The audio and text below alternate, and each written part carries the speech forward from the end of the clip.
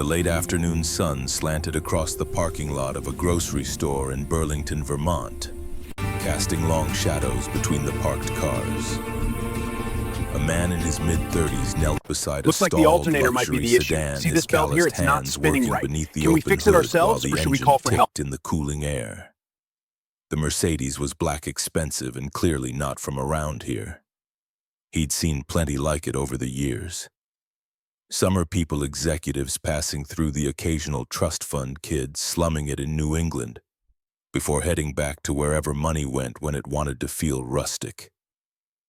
Ethan Morrison didn't look up when the driver's door opened.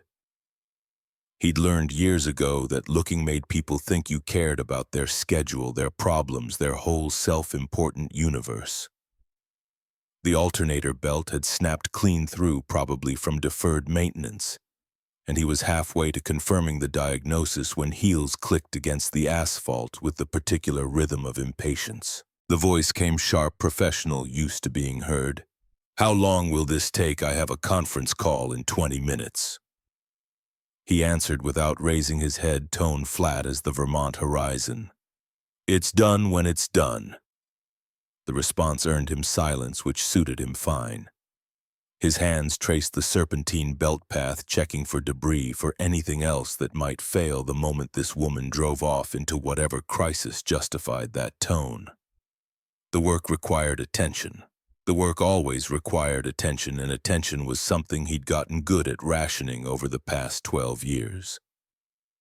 When he finally stood and reached for the rag tucked into his back pocket, the movement brought him into the sun's direct path.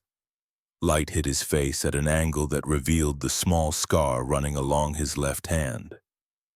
The one that ached sometimes before rain, the one that reminded him every single day what happened when you weren't careful about who you trusted with your future. He wiped his hands methodically, not looking at the woman, not needing to. She was just another customer in a long line of people who needed something fixed and had money to make that happen. He'd replace the belt, charge her the standard rate, and she'd disappear back into whatever world spawned women in charcoal suits and Italian leather shoes in a town where most people wore Carhartt and work boots. But then she made a sound. Not a cough or a sigh, but something smaller, something that caught in her throat like a word that had been waiting 12 years to escape. His hands stilled against the rag. The woman took a half step forward, and her voice, when it came, was completely different from the executive snap of 30 seconds ago. Quieter, uncertain, afraid almost in a way that made something cold crawl up his spine. She said a name. Not his name, not the one printed on the garage sign or the driver's license in his wallet, but a nickname. A word that belonged to summer nights and promises made on a porch swing when the world had seemed full of possibility instead of just work and bills and making sure Harper ate her vegetables. "Ace." The rag dropped from Ethan's hands.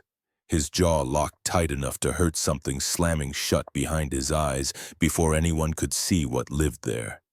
The word hung in the air between them, impossible, unwanted, carrying the weight of everything he'd spent a decade trying to bury under honest work and the simple mathematics of survival. He forced himself to look at her, then really look, and the face that met his gaze was both familiar and foreign. The bones were the same, the high cheekbones, the shape of her mouth, the way her eyes tilted slightly at the corners. But time had carved changes he hadn't been there to witness. Fine lines at the corners of her eyes, a hardness around her mouth that hadn't existed when she was 23 and laughing in the summer twilight. The tailored suit and pulled-back hair and $300 shoes that screamed money in a way that made his garage-stained hands feel like exactly what they were. She was older. They both were. But she was unmistakably the same person who'd walked out of his life without a word, without an explanation, leaving nothing but swints and the wreckage of every plan he'd ever made. Elena Wells, standing in a grocery store parking lot in Burlington like she had any right to be there. Like she had any right to say that name. His voice came out flat, deliberately empty, giving her nothing she could use. "You've got the wrong person." Her eyes widened slightly, something cracking in that professional facade. She took another step closer and he could see her hands were shaking. Just barely, but they were shaking. "Ace," she said again, louder this time, testing whether the word would break the spell or confirm it. "It's me. I said you've got the wrong person." He cut her off before she could finish, before she could say her own name, like it meant something, like it had ever meant anything except pain and humiliation, and the slow understanding that some people were never coming back. "That'll be $40 for the alternator belt. You can pay inside." He turned and walked toward his truck without waiting for a response. His gait was unhurried but definite, the walk of a man who'd said everything he intended to say, and had absolutely no interest in hearing what came next. The truck sat at the far end of the lot, dusty and practical, the kind of vehicle that carried tools and parts and occasionally a 7-year-old who liked to pretend the front seat was a spaceship. Behind him, he could feel her standing there, not following, not calling out, just standing in the space where their conversation had ended, where he'd ended it, where it needed to stay, ended for everyone's sake. The truck door opened with its familiar creak. He climbed in, turned the key, and pulled out of the lot without looking back. Without checking the rearview mirror, without doing anything that might suggest the past 20 minutes had been anything other than a standard roadside repair. But his hands were shaking on the steering wheel, and that nickname kept echoing in his skull all the way back to the garage, clinging to him like the scent of rain on dry earth, like something he couldn't quite wash off no matter how hard he tried. Inside the sedan, Elena's hands found the steering wheel and gripped until her knuckles turned white. The engine purred smoothly now, repaired by the very hands that had once held hers in the darkness of a Vermont summer night back when the world had been small enough to fit inside two people and the future had stretched out like an open road. 12 years. It had been 12 years since she'd seen his face, heard his voice, felt the particular weight of his presence beside her. 12 years since she'd built an entire life in his absence. Climbing corporate ladders and shattering glass ceilings, accumulating wealth and influence, and all the markers of success her father had promised would make her happy. None of it had. None of it had even come close. She pressed her forehead against the cool leather and forced herself to breathe. In and out, in and out. Trying to slow the racing of her thoughts, trying to process what had just happened and what it meant, and whether she'd just made the biggest mistake of her already mistake-riddled life. The memory came unbidden, sharp as broken glass. 12 years ago, when they were both 23 and stupid with it. When Ethan Morrison had been the son of a local garage owner working his way through engineering school on a full scholarship, his hands already skilled at coaxing life from dead engines. When she had been the daughter of Christopher Wells, CEO of Wells Industries, spending her summer in Burlington at her father's Vermont office, while pretending she cared about mergers and acquisitions instead of the boy who could make anything run with enough patience and the right tools. They'd met when her father brought his Bentley in for service. Ethan had been the one to diagnose the problem, a failing fuel pump that 3 other mechanics had missed. She'd watched him work, fascinated by the quiet competence, the way his hands moved with purpose, the complete absence of pretense. He'd looked at her when he was done, really looked, and something had shifted in the air between them. The first date had been her idea. Coffee at a diner downtown, nothing fancy, just talking. The second had been his, a drive to Lake Champlain, spreading a blanket on the shore, watching the sun set, while he explained how internal combustion worked with a passion that made her forget she was supposed to care about quarterly earnings. By the 3rd week, she'd been in love, completely, irrevocably, in the way you could only be when you were young enough to believe love conquered everything, including fathers who thought mechanic sons weren't good enough for their daughters. They'd kept it secret, met at the lake at quiet diners in neighboring towns, on the porch swing behind his mother's house, where the fireflies came out thick as stews. He told her about his plans, how the scholarship would take him to MIT, how he'd come back to Burlington eventually and open his own shop, how he'd build something that mattered with his hands and his brain, and his refusal to give up on problems everyone else called impossible. She'd told him about her plans too, though they'd sounded hollow even then. Law school, probably, or an MBA. Whatever her father decided would best serve the family business. Whatever would make her indispensable to an empire she'd never asked to inherit. "You could do something else," Ethan had said one night, fireflies drifting around them like pieces of captured starlight. "You could do anything you wanted." And she'd believed him. For exactly 8 more days she'd believed him. The morning they'd come for her, the sun hadn't even risen. Her father's driver had appeared at the Burlington house with a suitcase already packed, clothes she didn't remember choosing folded with military precision. Her father's voice on the phone had been calm. Final, the tone he used when a decision was made and discussion was pointless. "We're leaving, now. There will be no arguments." She'd tried anyway, demanded to know why, demanded time to say goodbye, demanded anything except this abrupt severance, this surgical removal from a life she'd only just begun to build.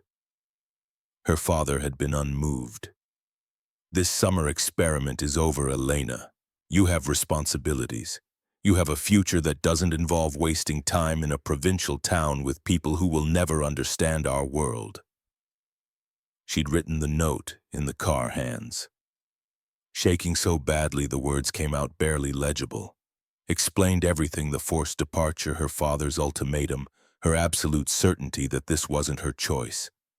Begged Ethan to understand, to wait, to believe that she would find a way back as soon as she figured out how to fight her father's control without losing everything. She'd made the driver stop 3 blocks from Ethan's mother's house. Had run to the door in the pre-dawn darkness and slipped the envelope under it, pressing her palm flat against the wood like she could somehow transmit through it everything she didn't have words for. Then she'd waited. Days became weeks, weeks became months. She'd checked her email obsessively, her phone, even the physical mailbox at her father's Manhattan penthouse. On the off chance Ethan didn't trust electronic communication. She'd held on to the certainty that he would reach out once he'd read the note, once he understood, once the initial hurt had faded enough for him to hear what she'd been trying to say. The silence had been absolute. Eventually she'd understood. He'd read the note and decided she wasn't worth the effort. He'd read about her father and her responsibilities and her complicated future and concluded that whatever they'd had in Burlington wasn't strong enough to survive in the real world. She'd told herself it was better this way, cleaner. He would move on, she would move on, and in 10 or 20 years they'd both look back on that summer as a pleasant memory rather than something that had shaped the architecture of their entire lives. But now, sitting in a grocery store parking lot with her hands trembling on a steering wheel repaired by those same careful hands, she understood something far more devastating. He'd never received the note. 12 years of silence. 12 years of believing he'd chosen to let her go. And all of it built on a lie. Her father had intercepted it. Had to have. Christopher Wells didn't leave loose ends, didn't permit variables he couldn't control. A note from his daughter to a mechanic's son explaining why she'd vanished. Of course he'd made sure it never arrived. Of course he'd guaranteed that Ethan would think she'd simply abandoned him without a word, without an explanation, without any indication that their time together had meant anything at all. The realization hit her like a physical blow. She gripped the steering wheel harder, fighting back tears she hadn't allowed herself to cry in over a decade. Every assumption she'd made, every rationalization, every late-night justification she'd used to ease her guilt about moving on while Ethan presumably did the same. All of it rested on a letter that had never reached its destination. And now Ethan thought she was exactly what her father had wanted him to think, someone who could walk away from love without looking back. Ethan drove through the darkening streets toward the garage with the radio off and the windows down, letting the evening air clear some of the chaos from his head. Harper would be waiting for him there, probably sitting on the counter with a coloring book, swinging her legs and asking Marcus why the sk changed colors at sunset. The thought of her face, her gap-toothed stool, her absolute certainty that her father could fix anything. It was the only thing that kept him grounded when the rest of the world threatened to spin out of control. He pulled into the gravel lot and cut the engine but didn't get out immediately. Just sat there in the cab's familiar darkness, staring at the scar on his left hand. It had faded over the years, but he could still trace its path from memory, still feel the phantom pain of the accident that had left it there. The accident that had taken everything from him. His scholarship, his future, his faith in the fundamental fairness of the world. And now Elena had reappeared, conjured out of nowhere like a ghost from a life he'd spent 12 years trying to bury. He didn't know what game she was playing, and he didn't want to find out. Through the garage's bay windows, he could see Harper's silhouette perched on the front counter exactly where he'd known she would be.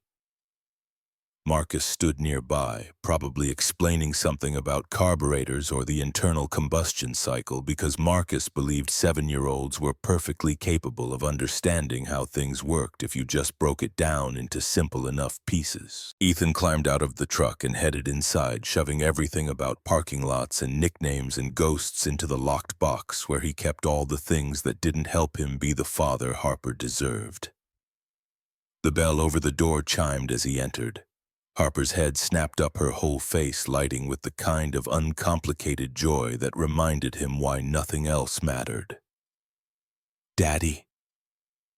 She scrambled down from the counter, sneakers hitting the concrete with a thud, already running toward him. "Did you fix the fancy car?" He caught her as she launched herself at him, lifting her up with the ease of practice, feeling some of the tension drain from his shoulders as her small arms wrapped around his neck. This was real. This was what counted. "Yeah, baby," he said into her honey blonde hair, which smelled like the strawberry shampoo she insisted on using. "All fixed." She pulled back to look at him with those eyes that were exactly like his, brown and serious and far too observant for a 7-year-old. Her mind was already 3 questions ahead, the way it always was. Why do rich people always have fancy cars? Ethan set her down and crouched to her level, brushing a strand of hair from her face. This was the kind of question Harper asked. Not simple, not easy, the kind that required real answers, because she could tell when he was giving her a line. Because they can afford them, sweetheart. Harper's nose wrinkled the way it did when an answer didn't quite satisfy her curiosity. But if the cars break all the time, are they actually good cars? Behind them, Marcus let out a bark of laughter. The older man stood by the register, arms crossed, weathered face creased with amusement. At 52, Marcus Flynn had been working on engines since before Ethan was born. First in the Navy, then in civilian garages up and down the East Coast before settling in Burlington 5 years ago.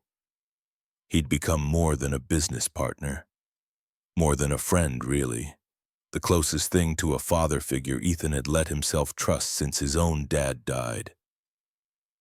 "Kid's got a point," Marcus said, his voice carrying the rough edges of too many years breathing exhaust fumes. "Mercedes electronics are a nightmare."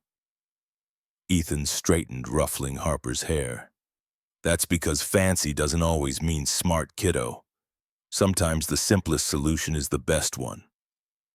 Harper nodded like he'd just revealed a profound truth, then bounced back toward the counter where her coloring book lay open to a half-finished drawing of what might have been a rocket ship or possibly a very elaborate sandwich. "When I grow up," she announced, climbing back onto her perch, "I'm gonna have a fancy car and know how to fix it."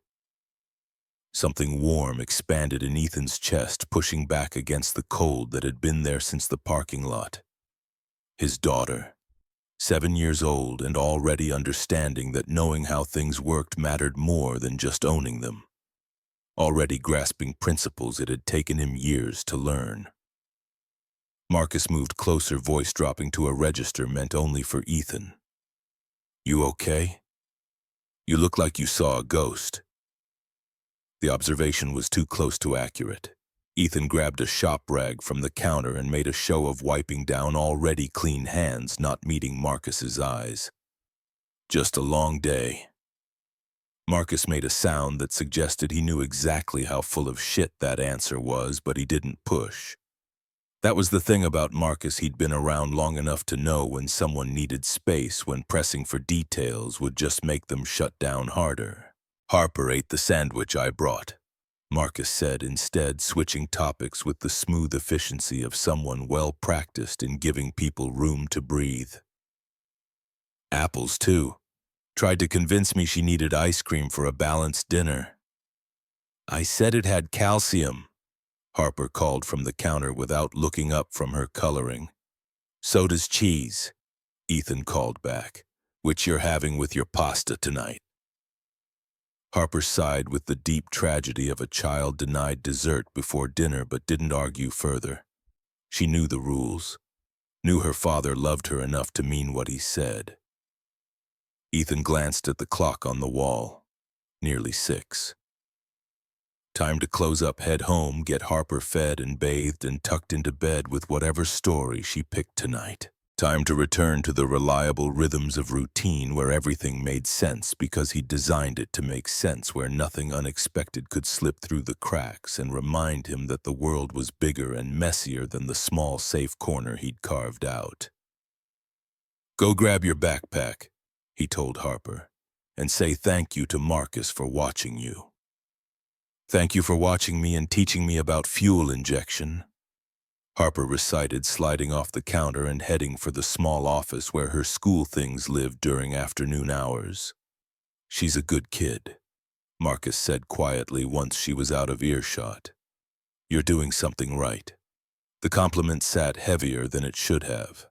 Ethan had spent 7 years trying to do everything right by Harper, trying to be enough parent for two, trying to make sure she never felt the absence of the mother who'd walked out when she was barely old enough to remember. "She makes it easy," he said, which was true. Harper had always been easy, curious, affectionate, resilient in ways that made his heart hurt with how much she didn't know about how hard life could be. Marcus hesitated like he wanted to say something else, but Harper came bouncing back with her pink backpack, and the moment passed. They said their goodbyes. Ethan locked up the garage and father and daughter headed out to the truck under a sky that had gone deep purple with approaching night. The drive home was short, just 10 minutes through quiet residential streets to the modest cottage Ethan had bought 3 years ago. It wasn't much, 2 bedrooms, 1 bathroom, a kitchen that had needed significant repair work when he'd moved in, but it was theirs. Paid for with money he'd earned with his own hands, every mortgage payment a small victory against the idea that he needed anyone's help to build a life worth living. Inside, the familiar routine took over. Harper dumped her backpack by the door, kicked off her shoes, and headed straight for the small table where she did homework while Ethan cooked.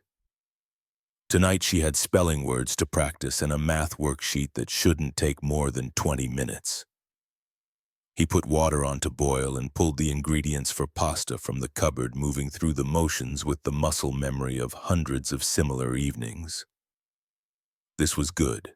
This was stable. This was exactly what he and Harper needed. But underneath the normalcy, underneath the reliable rhythm of slice and dice and stir, his mind kept circling back to the parking lot. To Elena standing there in her expensive suit saying a name no one had called him in over a decade. To the way his hands had frozen when he heard it, like his body remembered even if he'd spent years training his mind to forget. "Daddy," Harper's voice cut through his thoughts. "You're cutting the tomatoes really tiny." He looked down. She was right. The tomatoes had been reduced to something approaching pulp. "Guess I was thinking about something else." he said, scraping the over-chopped vegetables into the pan anyway. About what? About the way some things could be buried but never truly gone.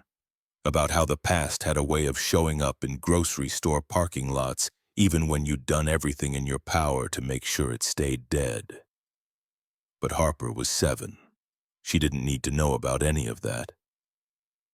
About whether you finished your spelling words, he said instead, pointing at her worksheet with the wooden spoon. She wrinkled her nose but bent back to her work, and Ethan turned back to the stove, letting the simple mechanics of cooking pull him back to center. After dinner came bath time, then story time, then the elaborate ritual of tucked blankets and night lights and checking under the bed for monsters that both of them knew didn't exist but checked for anyway because the ritual mattered more than the logic. "I love you, Daddy," Harper said when he finally kissed her forehead and stood to leave. "I love you too, baby. Sleep tight."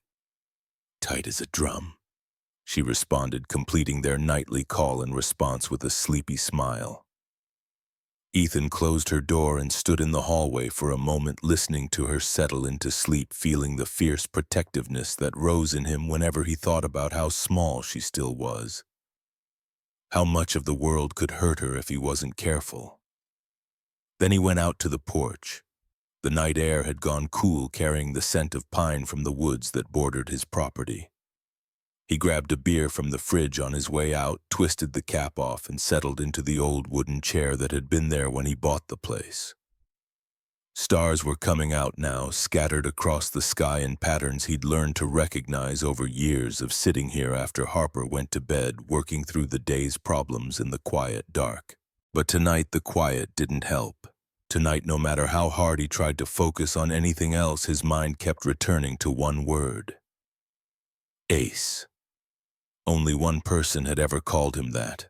Only Elena, who'd given him the nickname during their second week together, laughing when he'd fixed her father's car faster than the dealership had estimated, saying he was good at everything he tried. "You're like an ace," she'd said. "You know, like in cards, the best one." He'd rolled his eyes at the time, told her it was corny, but she'd kept using it anyway. Private just between them, a word that meant they had something no one else could touch. And then she'd left. No warning, no explanation. One day she'd been there, the next day gone, her father's summer house empty and locked up tight. He'd driven by it for weeks looking for signs of life before finally accepting that she wasn't coming back. He'd tried to convince himself it didn't matter, that it had been a summer thing, nothing more. That she'd probably met someone more appropriate, someone who went to the right schools and had the right last name and didn't smell like motor oil at the end of every workday. But it had mattered. It had mattered enough that when the accident happened 3 months later, when a delivery truck ran a red light and T-boned his car with his mother in the passenger seat, he'd had no one to call, no one to talk to through the worst days of his life except Marcus. And he hadn't even met Marcus yet back then. The accident had destroyed more than his scholarship. It had destroyed the person he'd been planning to become. MIT had rescinded their offer not officially because of the accident, but because of the whispers that had followed it. Whispers about reckless driving, about a kid who'd been going too fast, too careless, who'd caused his own mother's injuries through sheer negligence. None of it had been true. The police report had cleared him completely. Witness statements confirmed the other driver had blown through the intersection. Insurance had paid out after a lengthy investigation that found Ethan entirely without fault. But the whispers had persisted anyway because some people needed someone to blame, and a 23-year-old mechanic's son made an easier target than a company driver rushing to meet an impossible deadline. By the time the truth had been fully established, MIT had already filled his scholarship spot. Other schools had heard the rumors and quietly withdrawn their interest. Doors had closed with some final clicks, and Ethan had found himself trapped in Burlington, with a recovering mother mounting medical bills in a future that looked nothing like the one he'd planned. He'd rebuilt, slowly, painfully, one careful choice at a time. taken over his father's garage when the old man's heart gave out. Met Vanessa 2 years later, a relationship born more from loneliness than love. Married her when she got pregnant because it seemed like the right thing to do. Loved Harper from the moment she was born with a fierceness that surprised him. And then Vanessa had left, too unable to handle the modest life Ethan offered, unwilling to settle for a small house and a small town when she'd convinced herself she deserved more. So he'd raised Harper alone, built a reputation for honest work and fair prices, created a life that was stable and predictable and safe from the kind of chaos that came from trusting people who could walk away without looking back. And now Elena Wells had appeared in a parking lot saying a name that belonged to a version of himself he'd buried under a decade of scar tissue, and expecting what? Forgiveness, understanding, some kind of closure that would let her feel better about the choice she'd made 12 years ago. Ethan took a long pull from his beer and stared at the stars. He wasn't that person anymore. Wasn't the kid who'd believed in summer romance and second chances. He was a father now, a business owner, someone who understood that you survived by protecting what mattered and refusing to let anyone close enough to hurt you again. Tomorrow Elena would probably come by the garage, try to explain, try to make him understand whatever justified her sudden reappearance. And tomorrow he'd make it clear that the past was staying buried where it belonged. An hour later, and 10 miles across town, Elena still sat in her car. The parking lot had emptied around her as the sun set, and the grocery store closed, leaving her alone with the engine's idle purr and the weight of 12 years pressing down on her chest. She should drive back to the hotel, should shower and change and prepare for tomorrow's meetings about the merger her father had sent her here to oversee. Should focus on the work that had always been her refuge from complicated feelings and impossible situations. Instead, her hand reached down, almost of its own accord, fingers brushing against something unfamiliar on the passenger side floor mat. A wallet, brown leather worn at the edges, lying exactly where it must have fallen when Ethan had leaned across to check her engine. Elena picked it up with trembling hands. This was wrong. She knew it was wrong. This was Ethan's property, his privacy, and she had no right to open it. But 12 years of wondering what became of him won out over 12 years of corporate ethics training. The wallet opened to reveal a Vermont driver's license behind a clear plastic sleeve. Ethan Morrison, it confirmed, Burlington address she didn't recognize, expiration date 3 years out, and behind it, visible through the plastic, a photograph. The image was simple, candid Ethan sitting on porch steps with a little girl wrapped in his arm. The child was grinning at the camera with that unself-conscious joy only children could manage. Honey blonde hair catching the sunlight, eyes squinted nearly shut with the force of her smile. And Ethan was looking at her with an expression of such profound tenderness that Elena felt something crack open in the center of her chest. This was not the cold, closed-off man from the parking lot. This was someone capable of deep love, deep connection, deep care for another human being. This was the Ethan she remembered, the one who'd explained fuel injection systems with the patience of a born teacher, who'd listened to her complaints about her father's expectations without trying to fix them, just holding space for her frustration, who'd kissed her for the first time under a sky full of stars and made her believe that maybe life could be more than quarterly reports and shareholder meetings. He'd survived without her, built a life, became a father, and she'd spent 12 years in corporate boardrooms telling herself that success was enough, that the hollow feeling in her chest would eventually fill with something other than the ghost of what she'd lost. Elena stared at the photograph until her vision blurred, until she couldn't tell where the tears ended and the image began. All those years of wondering what became of him, whether he'd found happiness, whether he'd moved on the way she'd never quite managed to. Here was the answer clutched in her shaking hands. He had survived. He had kept going. He had found something worth living for, and she was about to disrupt all of it by wading back into his life without an invitation. The responsible thing would be to leave the wallet at the garage tomorrow morning with a note. To let him live the peaceful existence he'd clearly built from the rubble of whatever had happened after she'd disappeared. To accept that some doors once closed were meant to stay that way. But Elena had spent 12 years being responsible. 12 years making the choices her father approved of, building the career he'd designed for her, becoming exactly the person Christopher Wells wanted his daughter to be. And she was so tired of it. Tired of pretending the hollow feeling would ever fill. Tired of lying to herself that one more promotion, one more successful merger, one more step up the corporate ladder would somehow compensate for the fact that she'd walked away from the only person who'd ever made her feel like herself. Tomorrow she would return the wallet, would insist on speaking to him properly, not in a parking lot where he could walk away, but somewhere he'd have to listen. Would tell him the truth about the letter, about her father, about the 12 years she'd spent believing he'd chosen to let her go.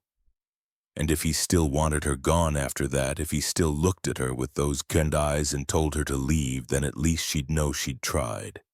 At least she'd know she'd fought for something that mattered instead of just accepting whatever her father decided was best. Elena carefully placed the wallet on the passenger seat and finally started the car. The hotel was downtown, close to her father's Burlington office. The kind of place that catered to business travelers with its beige walls and impersonal efficiency. She drove there on autopilot, checked in, went through the motions of unpacking her suitcase and laying out tomorrow's clothes. But her mind was already mapping out what she'd say when she saw Ethan again. How do you apologize for 12 years? How do you explain that you'd tried to do the right thing? That you'd left a note, that you'd waited for a response that never came because someone else had decided your love story didn't fit into their vision for your future? How do you ask for forgiveness when you're not sure you deserve it? The next morning came too quickly and not quickly enough. Elena dressed in another suit, navy, this time paired with heels that made her feel armored against whatever was coming. She grabbed the wallet from her hotel room desk where she'd left it, tucking it into her bag like evidence of something she couldn't quite name. Morrison's auto repair opened at 8. She arrived at 8:15 when the morning rush would be over. But before lunch, crowds started thinking about oil changes and tire rotations. The garage was exactly what she'd expected, a low building with 3 bay doors, all of them open to reveal concrete floors stained with years of oil and grease. Tools hung on pegboards in careful organization. A radio played classic rock at low volume. The air smelled like motor oil and metal and honest work. 2 younger mechanics worked on cars in the far bays, but her attention went straight to the vintage Ford in the center bay where Ethan lay on a creeper beneath the chassis, only his legs visible. An older man stood near the register, early 50s, weathered in the way of people who'd spent their lives working with their hands. He looked up when she entered, taking in her suit and heels with an expression that suggested he'd already categorized her as someone who didn't belong here. Before he could speak, the conversation in the garage stopped, completely. The younger mechanics froze mid-motion. The man by the register cleared his throat in a way that carried warning, and Ethan Morrison slid out from beneath the Ford. He was wearing jeans and a work shirt with his name embroidered over the pocket, both marked with the day's first round of stains. His expression when he saw her was utterly unreadable, not surprised, not angry, just blank in a way that felt worse than hostility. He stood slowly, reached for a rag, wiped his hands with methodical care. Each movement deliberate, unhurried, like he had all the time in the world. And she was just another customer waiting for service. Elena's prepared speech evaporated. She'd practiced on the drive over, worked out exactly what to say and how to say it. But standing here in his workspace with his employees watching and that blank expression offering her nothing to work with, all her carefully chosen words felt inadequate. She held out the wallet instead, her gesture uncertain in a way that had nothing to do with her usual corporate confidence. "I found this in my car. Thought you might be looking for it." Ethan crossed the space between them and took the wallet without their fingers touching. He opened it with the same methodical care he'd applied to the rag, checking the contents like he was cataloging evidence rather than verifying his own belongings. His voice when he spoke was flat, professionally polite. "Thanks." One word, nothing else. Just thanks, like she was a stranger who'd performed a minor courtesy. He turned away and Elena felt the conversation ending before it had really started. Felt the door she'd been hoping to pry open slamming shut with that single syllable. She didn't leave. She stood there in Morrison's auto repair, surrounded by the tools of Ethan's trade, refusing to accept that this was all she'd get. Her eyes searched his face for some crack in the armor, some sign that underneath the professional courtesy lived the person who'd once loved her enough to plan a future around her. Her gaze dropped to the wallet still in his hands, and the words came out before she could stop them. "You have a daughter now." It wasn't a question, just a statement carrying the weight of everything she'd seen in that photograph, everything it represented about the life he'd built without her. Something flickered across Ethan's face so fast she almost missed it. His composure cracked for just half a second, and she saw through to the vulnerability underneath. Saw that despite all his efforts to remain detached, there was one subject he couldn't discuss with clinical distance. He tucked the wallet into his back pocket and met her eyes, and for the first time since the parking lot there was real emotion there. Defensive, protective, warning her off territory she had no right to enter. "That's none of your business." The words came out cold, but underneath them she heard something else. Fear. Not of her, but of what her presence represented. The possibility of disruption, of chaos entering the careful order he'd constructed. Elena didn't retreat. She'd spent 12 years retreating from difficult conversations, accepting her father's decisions without pushing back, choosing the path of least resistance over the path that led toward what she actually wanted. She was done retreating. She nodded slowly, accepting the boundary he'd drawn while making clear she wasn't ready to walk away entirely. "I'm staying in town for a few weeks. Business matters at my father's headquarters." She kept her voice casual, conversational, but they both knew what she was really saying. She would be around. She wasn't disappearing this time. If he wanted to avoid her, he'd have to work at it. Ethan's response was silence. Arms folded across his chest, expression locked down again, giving her nothing. Behind him, the older mechanic watched with undisguised curiosity. The younger ones had returned to their work but were clearly listening. Elena held Ethan's gaze for another moment, then turned and walked toward the entrance. But at the threshold where fluorescent garage light met morning sun, she paused and looked back over her shoulder. Her expression had changed. The corporate mask she'd worn into the building had fallen away, revealing something raw underneath. Something that looked like regret and determination mixed in equal measure, something that suggested she'd come here prepared to fight for what she needed, even if it cost her everything. Then she was gone, and the garage erupted in whispered speculation. "Who was that?" one of the younger mechanics asked. Ethan didn't answer. Just silenced them with a single sharp look that made clear the subject was closed, then returned to the Ford and slid back under the chassis.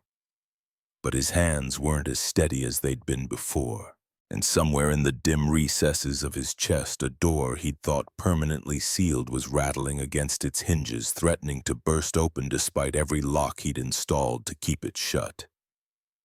2 days passed, then 3. Ethan kept expecting Elena to reappear, to show up at the garage with more explanations or demands or whatever agenda had brought her back to Burlington. But she didn't come, which should have been a relief.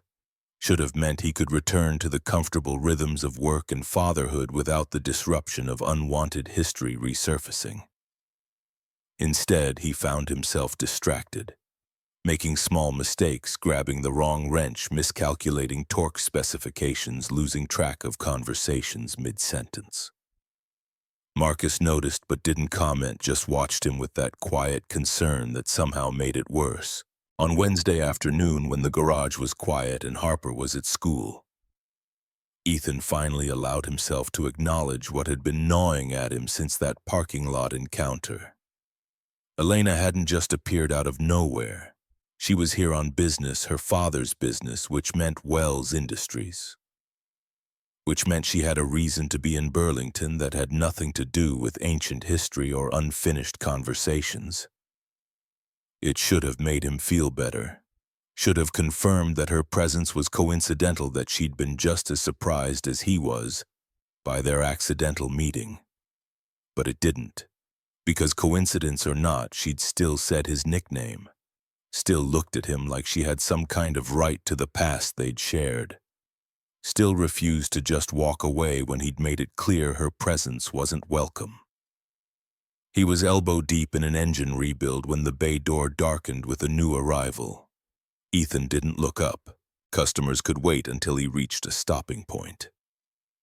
The camshaft positioning required precision, and he'd already had to restart twice because his concentration kept drifting. But then he heard the particular click of expensive heels on concrete, and his hands stilled against the engine block. When he finally slid out from under the hood, Elena was standing just inside the garage entrance, backlit by afternoon sun. She was holding 2 cups of coffee from the shop across the street, her expression uncertain in a way that didn't match the confidence of her tailored clothes. "I thought maybe we could talk," she said. Ethan straightened from the engine bay, wiping his hands on a rag that had already seen too much use today. The coffee cups in Elena's hands looked out of place in the industrial setting, their white paper sleeves too clean against the background of grease-stained tools and concrete floors scarred by decades of dropped parts. He glanced toward the office where Marcus had conveniently found paperwork to review, leaving them alone in a gesture so obvious it would have been funny under different circumstances. "I'm working," Ethan said, his tone offering no encouragement. Elena took another step inside her heels, clicking softly. "I know, I can come back later if..." "There's no good time for this conversation."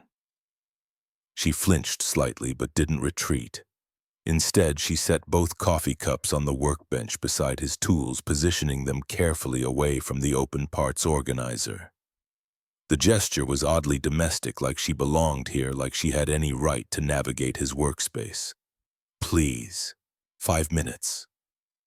The word please landed with unexpected weight. Elena Wells didn't strike him as someone who begged often. The corporate confidence she'd worn like armor in the parking lot had developed visible cracks, and underneath it, he could see something that looked uncomfortably close to desperation. Against his better judgment, Ethan found himself nodding toward the small bench outside the bay doors where employees took smoke breaks. Not inside the garage where Marcus could overhear.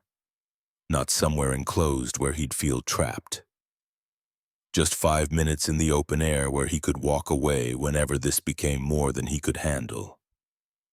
They settled onto the bench with careful distance between them, Elena perched on the edge like she might need to run, Ethan sprawled with the studied casualness of someone determined not to show how much this cost him.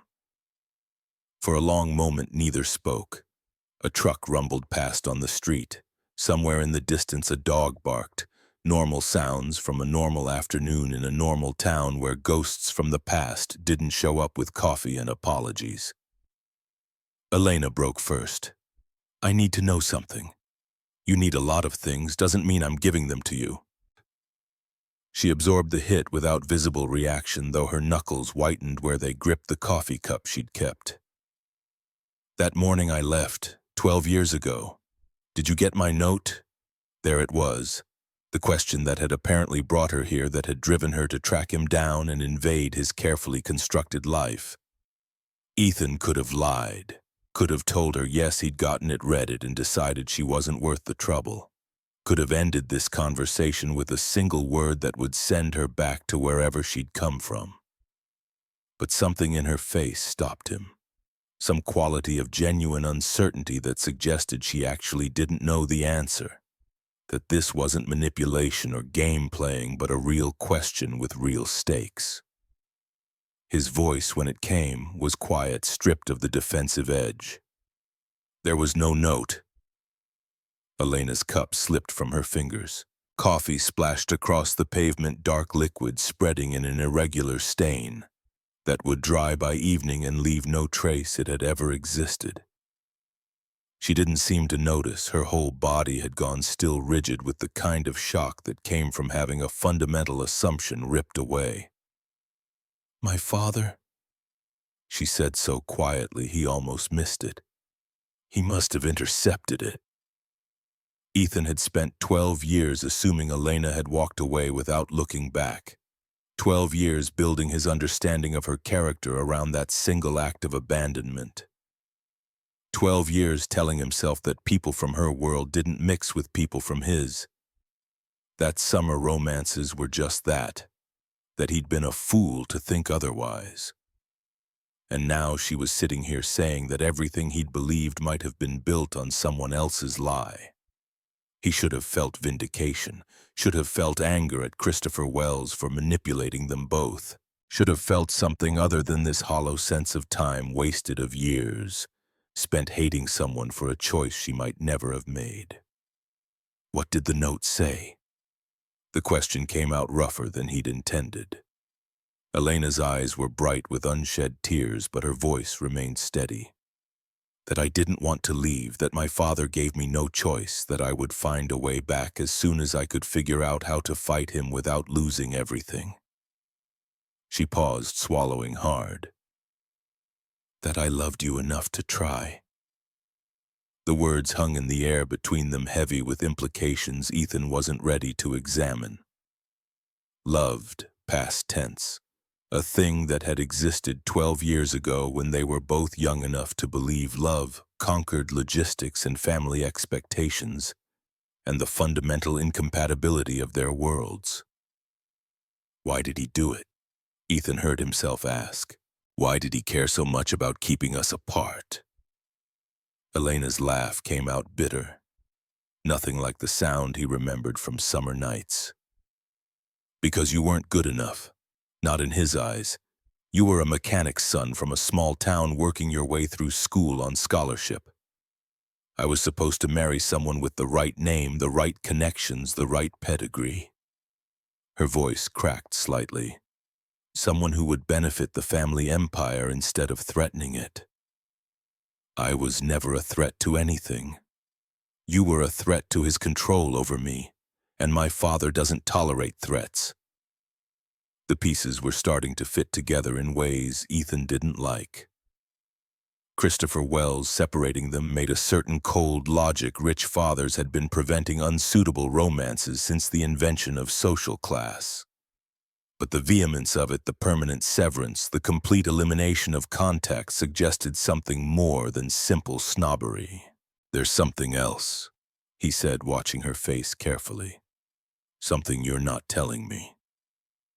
Elena met his eyes, and in them he saw confirmation that he was right. There were layers to this story she hadn't revealed yet, secrets that went deeper than intercepted notes and class differences.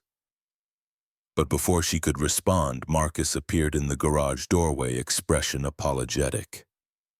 Ethan, Mrs. Patterson is here about her Civic. Says it's urgent. The moment shattered.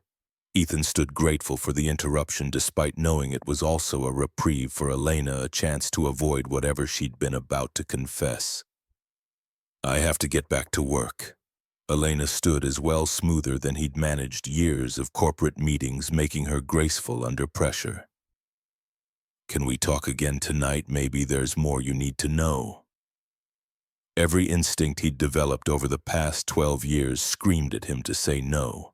To end this now before it went any further, before whatever she had to tell him disrupted the careful equilibrium of his life even more than it already had. But he found himself nodding anyway. The diner on Main Street, 7 o'clock. I'll have to bring Harper. Something that might have been gratitude flashed across Elena's face. Thank you. She left without trying to extend the conversation, without pushing for more than he'd offered, and Ethan watched her go with the unsettling sense that he'd just made a decision he couldn't unmake. That night alone in her hotel room after a day of merger meetings, she'd barely registered Elena sat surrounded by documents she'd spent the afternoon gathering. Coffee had gone cold in the paper cup at her elbow. The room service dinner she'd ordered sat untouched on the desk. Outside Burlington's modest downtown had settled into evening quiet, but her work was just beginning. Wells Industries maintained offices in Burlington ostensibly because of a manufacturing plant acquisition from decades ago. But the deeper Elena dug into company records, the more she realized how much business passed through those offices that had nothing to do with manufacturing. Legal files, personnel records, contracts that should have been processed through the New York headquarters, but somehow ended up here instead. Her father's fingerprints were all over the Burlington operation, and now that she was looking with fresh eyes instead of dutiful daughter blinders, the patterns became impossible to ignore. She'd started with the obvious, searching for any documentation about Ethan Morrison from 12 years ago, employment records, background checks, anything that might explain why Christopher Wells had been so determined to eliminate him from Elena's life. What she found was a single file buried in archived legal documents marked with a case number that meant nothing, until she cross-referenced it with Vermont court records. An accident investigation. 12 years ago, the same summer Elena had been forced back to New York. Elena's hands trembled as she opened the file. The initial police report was straightforward enough. A Wells Industries delivery truck had run a red light at the intersection of Maple and 4th, striking a civilian vehicle. 2 occupants in the civilian car, driver Ethan Morrison, age 23, and passenger Sarah Morrison, age 46. Sarah Morrison transported to Burlington Medical Center with multiple fractures and internal injuries. Driver Morrison uninjured but in shock. The delivery truck driver had tested clean for drugs and alcohol. Security camera footage from a nearby business confirmed the truck had entered the intersection against the light. Initial fault assessment placed 100% liability on Wells Industries. Then the report got complicated. Witness statements had been amended, not once but multiple times, each revision shifting more responsibility onto Ethan. The security footage had been reviewed by technical experts who determined it was inconclusive due to glare and poor angle. The timeline of events had been adjusted to suggest Ethan might have been traveling above the speed limit, might have been distracted, might have contributed to the collision even if he hadn't caused it outright. In the margins of one revision, Elena found a note in handwriting she recognized from years of reading her father's correspondence. Her blood went cold. CW wants this handled quietly. The boy needs to be discredited. She sat back, feeling like she might be sick. Christopher Wells. Her father had known about the accident, had known Ethan was innocent, and had actively worked to shift blame onto him anyway. But why? The lawsuit was settled. Wells Industries had paid out a substantial sum to Sarah Morrison for medical expenses and damages. The company could afford it. There was no financial incentive to destroy Ethan's reputation along with his mother's health. Unless the goal had never been about money. Elena pulled up her calendar, counting backward. The accident had happened 3 months after she'd been forced to leave Burlington. 3 months after Christopher had separated them. 3 months after Ethan would have received his scholarship confirmation from MIT. She opened her laptop and searched for Ethan's name combined with MIT. Found a news article from the school paper about that year's incoming engineering class. mentioning several scholarship recipients by name. Ethan Morrison had been listed among them past tense, the article noted in a brief update due to personal circumstances. The scholarship had been withdrawn.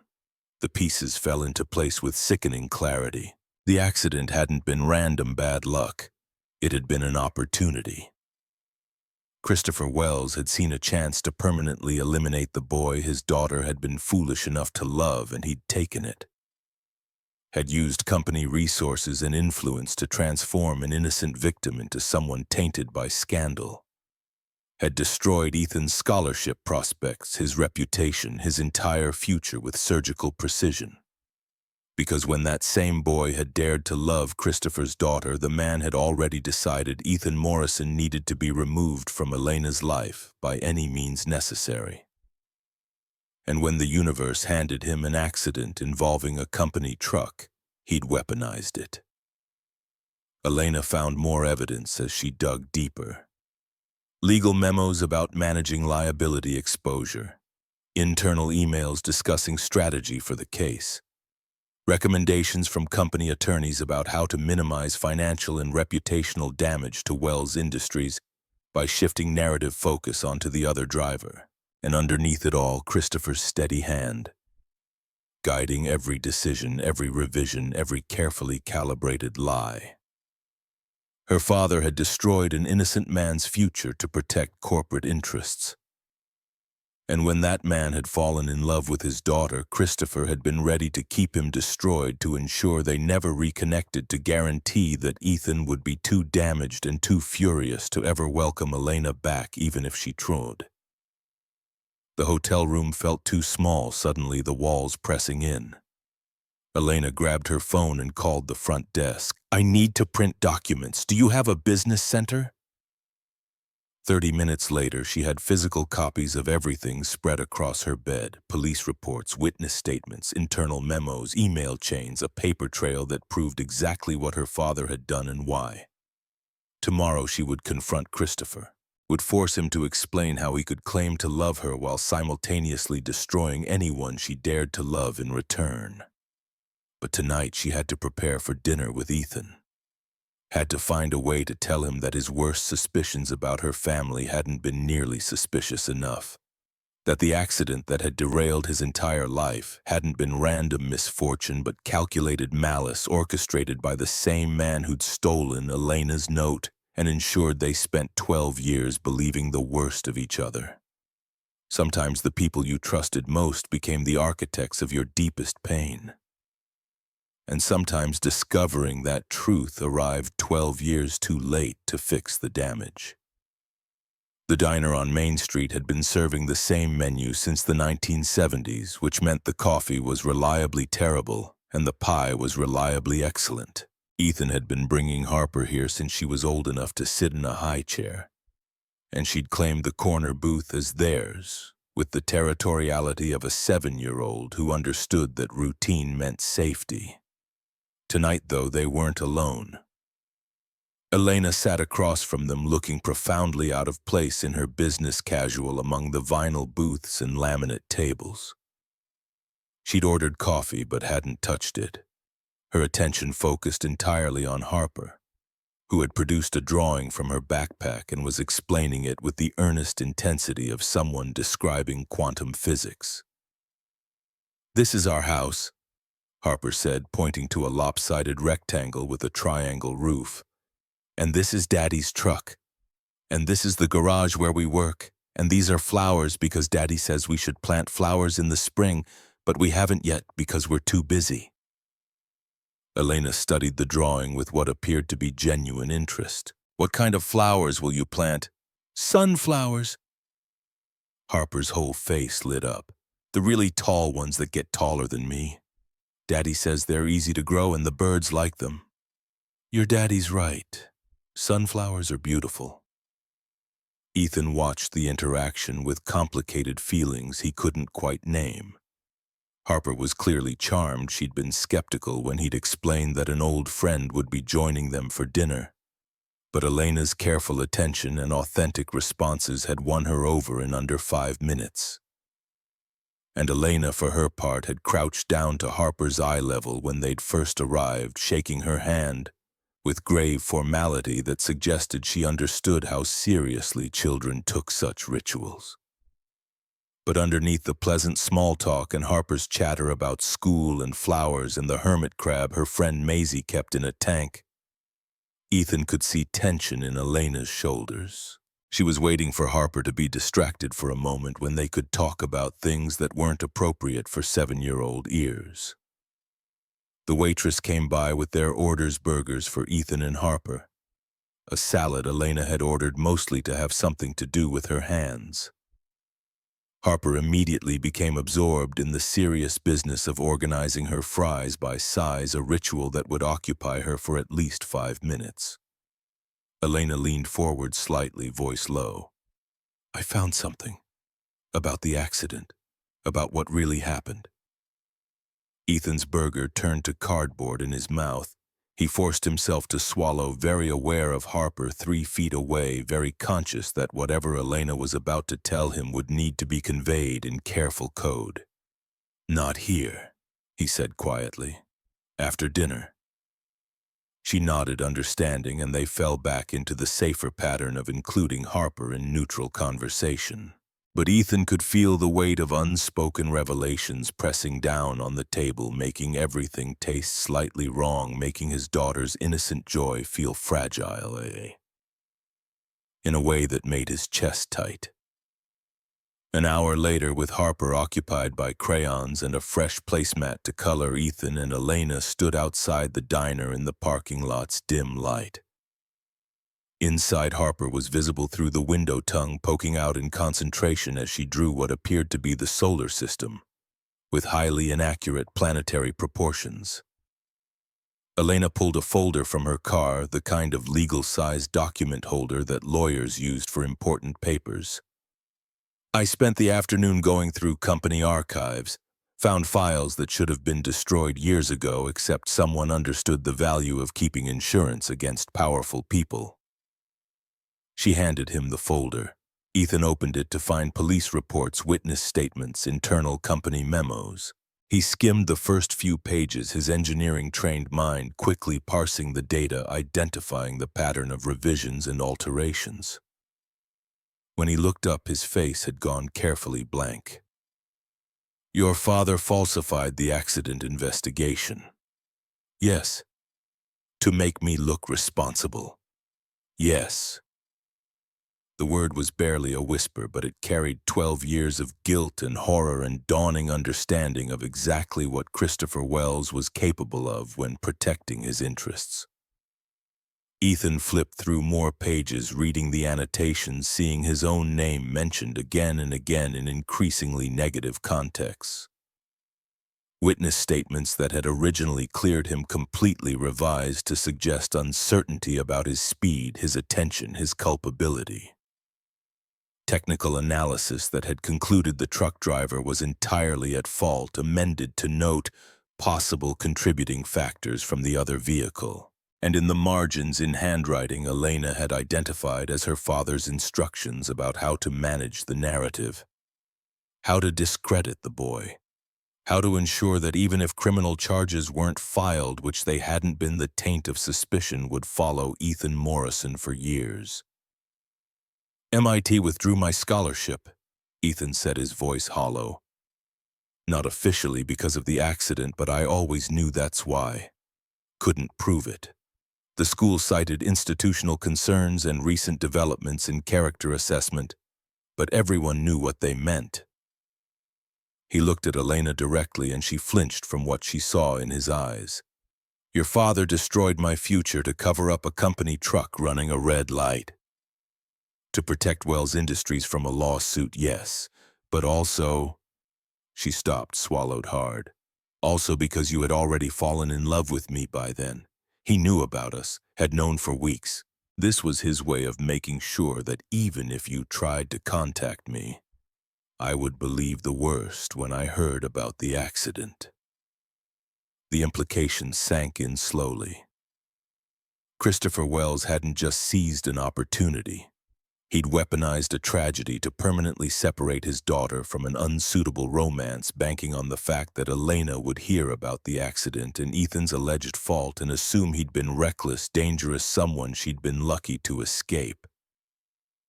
"Did you," Ethan asked, "believe the worst?" Elena's silence was answer enough. "I heard through friends," she finally said, "about the accident, about your mother's injuries, about MIT, and my father told me it happened because you were driving recklessly, that you'd always been the type to take dangerous chances, that I should be grateful I'd gotten out when I did." Tears streaked down her face, now unchecked. "And I believed him. God help me, I believed him because I couldn't imagine my own father would lie about something like that." Ethan closed the folder and handed it back to her, his movements precise and controlled in the way of someone holding themselves together through sheer force of will. "Why are you telling me this now?" "Because you deserve the truth. Because I spent 12 years thinking you'd chosen not to respond to my note when really you never got it. Because my father has taken enough from both of us and I won't let him take anything more." Her voice strengthened, some of the corporate steel returning beneath the grief. "And because I'm going to confront him. Tomorrow. Make him answer for what he's done. That won't change anything. Maybe not, but at least he'll know I know. At least he'll understand that his control over me is finished." They stood in the parking lot, silence, the weight of revelation hanging between them like smoke. Inside the diner, Harper waved at her father through the window, holding up her completed solar system drawing for approval. Ethan waved back automatically, his mind still processing everything Elena had told him. "I need to think," he said finally. I need time to think." "I understand." But as she turned to go, Ethan found himself speaking again, the words coming from somewhere deep that he'd thought he'd locked away for good. "All these years I thought it was my fault. I thought I somehow caused the accident, that everyone who blamed me was right even when the official report cleared me. I carried that weight every single day." Elena stopped, turned back. The parking lot's overhead lights cast harsh shadows across her face, but her eyes were clear and direct. "You were innocent. You were always innocent, and I'm so sorry it took me this long to prove it." Something inside Ethan cracked then, not breaking entirely, but fracturing, letting light seep into places that had been dark for over a decade. He'd built his entire adult identity around being the guy who'd screwed up, who'd lost his chance, who'd had to rebuild from his own mistakes. Learning that those mistakes had never existed, that his suffering had been manufactured by someone else's malice. It was like finding out gravity had been optional all along. He turned away before the emotion could overwhelm him completely, bracing his hands against the hood of his truck, shoulders tight with tension.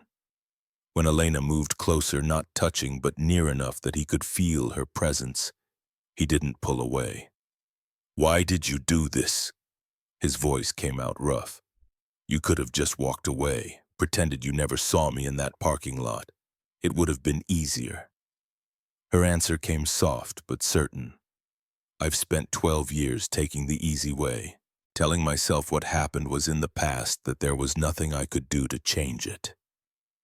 But that was a lie. I could have fought for you back then, and I didn't. I was too scared of my father, too afraid of losing everything I thought I wanted." She stepped close enough that he could smell her perfume, something subtle and expensive that didn't belong in a diner parking lot any more than she did. "I'm not scared anymore, and I'm not going to let fear keep me from doing what's right. Not ever again." Ethan turned to face her, searching her expression for signs of manipulation or hidden agenda. But all he saw was raw honesty, the kind that came from finally stopping the lies you'd been telling yourself for years. The moment stretched, charged with possibility and danger in equal measure. Then Harper's voice floated through the diner's open door asking if it was time for pie yet, and reality reasserted itself. "I should get her home," Ethan said. "School night." "Of course." But as Elena walked to her car, Ethan called out one more time. "Elena." She paused, waiting. "Thank you for fighting. This time." The smile that broke across her face was worth every moment of discomfort this evening had brought. Fragile and hopeful and real in a way that reminded him exactly why he'd fallen for her in the first place.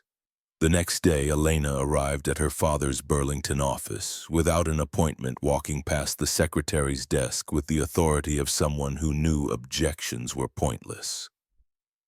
Christopher Wells occupied the corner suite on the building's top floor, a space designed to intimidate with floor-to-ceiling windows and walls lined with awards celebrating decades of corporate success.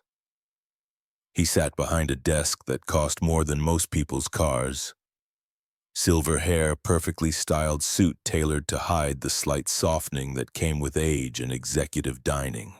When Elena entered, he looked up with the patient condescension of someone accustomed to winning every battle.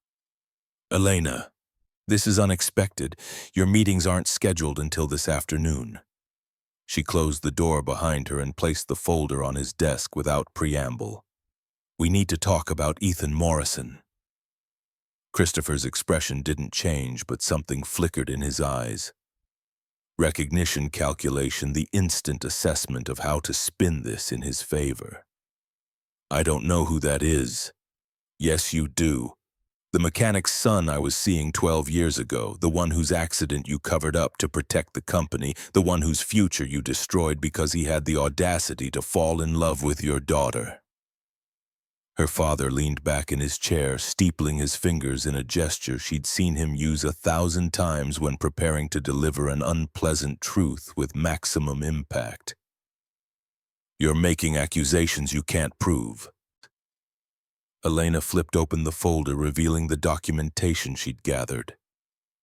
Police reports, internal memos, emails, the entire paper trail of corporate malfeasance and personal vendetta. "I can prove every word. I've had these documents authenticated by independent experts. I've traced the timeline, talked to people you thought you'd silenced. Everything points to one conclusion: you destroyed an innocent man's life to cover up company negligence and prevent him from contaminating your daughter's future." For the first time in her memory, Elena saw uncertainty flash across her father's face. Not fear exactly, but awareness that she'd prepared more thoroughly than he'd anticipated, that this wasn't an emotional outburst he could dismiss with practiced talking points. "Going public with this would destroy us both," Christopher said, recovering his composure. "You'd lose your position at the company, your inheritance, everything you've worked for. You're throwing away your entire future for a man who means nothing." The words were meant to wound, meant to remind her of stakes and consequences and all the careful conditioning he'd installed over decades of molding her into the perfect heir. But they landed differently than he'd intended. Elena straightened, meeting her father's eyes with steel she hadn't known she possessed. "He doesn't mean nothing.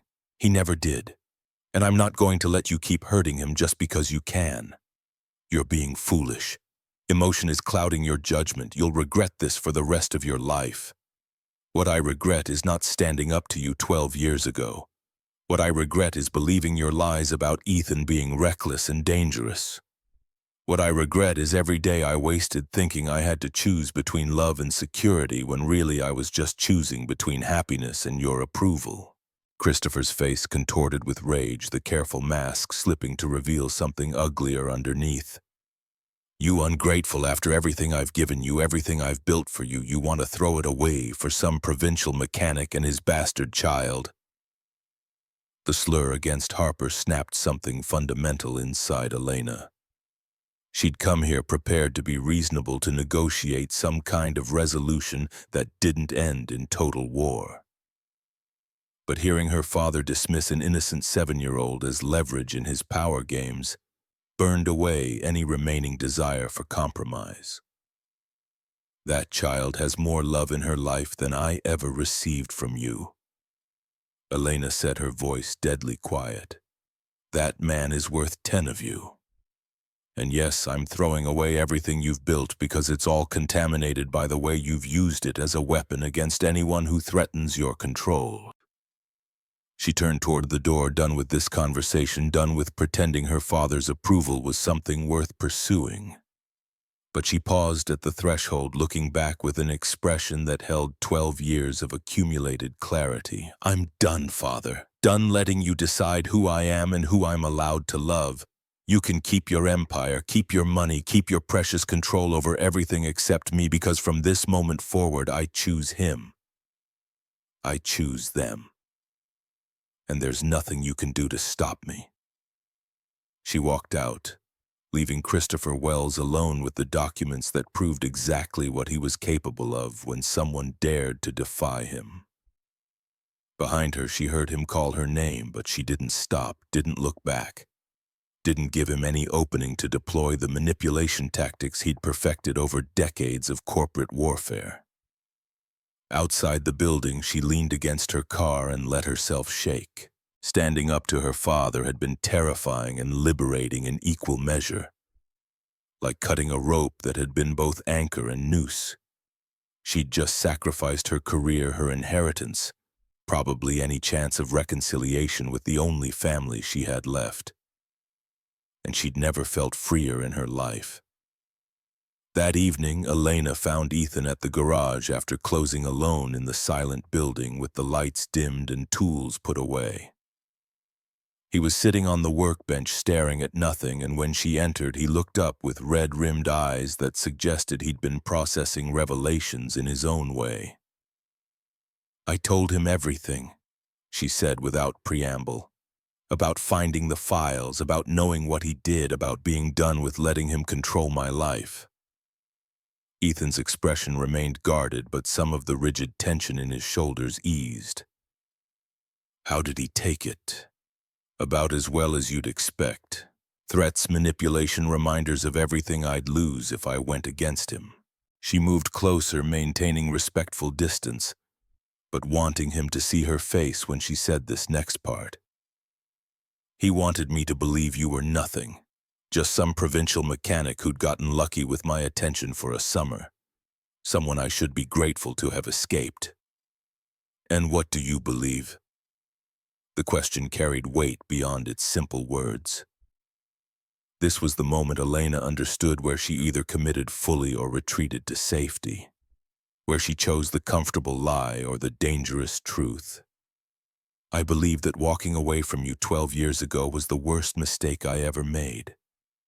I believe that my father destroyed your future because he couldn't stand the idea that I'd chosen someone based on character instead of pedigree. I believe that you deserved so much better than what happened to you from him, from me, from everyone who should have protected you instead of using you as a sacrifice to corporate liability. She took a breath, steadying herself. And I believe that if you let me, I'd like to spend whatever time you're willing to give me trying to make up for even a fraction of the damage my family has caused. Ethan studied her face in the dim light, searching for something she hoped he'd find. When he finally spoke, his voice carried exhaustion rather than anger. I don't know if I can trust you. I want to, but I don't know if I remember how to trust anyone except Harper and Marcus. I know. And I can't let you disrupt her life. She's been through enough with her mother leaving. I won't let anyone else make promises they can't keep. I understand. They sat in silence for a long moment, the garage settling around them with the particular quiet of a space designed for work now empty of purpose. Finally, Ethan slid off the workbench and crossed to where she stood. He didn't touch her. Didn't close the distance entirely, just looked at her with an expression that held 12 years of pain and caution, and the faintest glimmer of something that might eventually become hope. I've been thinking about what you said, about not being scared anymore, about doing what's right even when it's hard. Elena waited, barely breathing. I think I've been scared too for a long time. Scared of letting anyone in. Scared of getting hurt again. Scared of believing that good things could actually happen to people like me.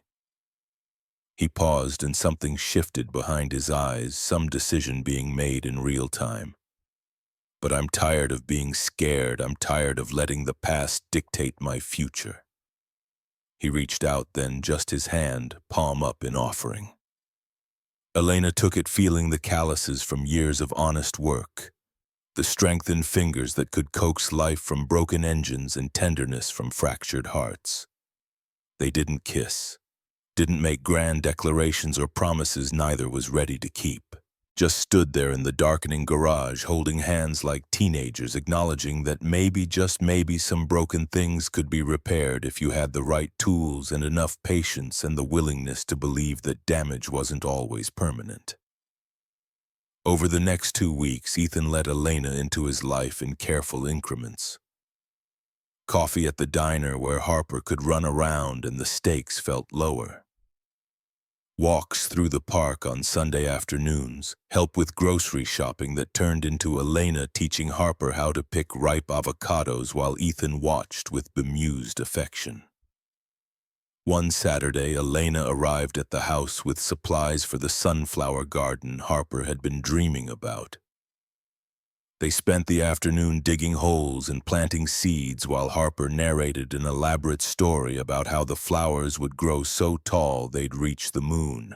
"She likes you," Ethan said that evening after Harper had gone to bed, the two of them sitting on the porch in comfortable quiet.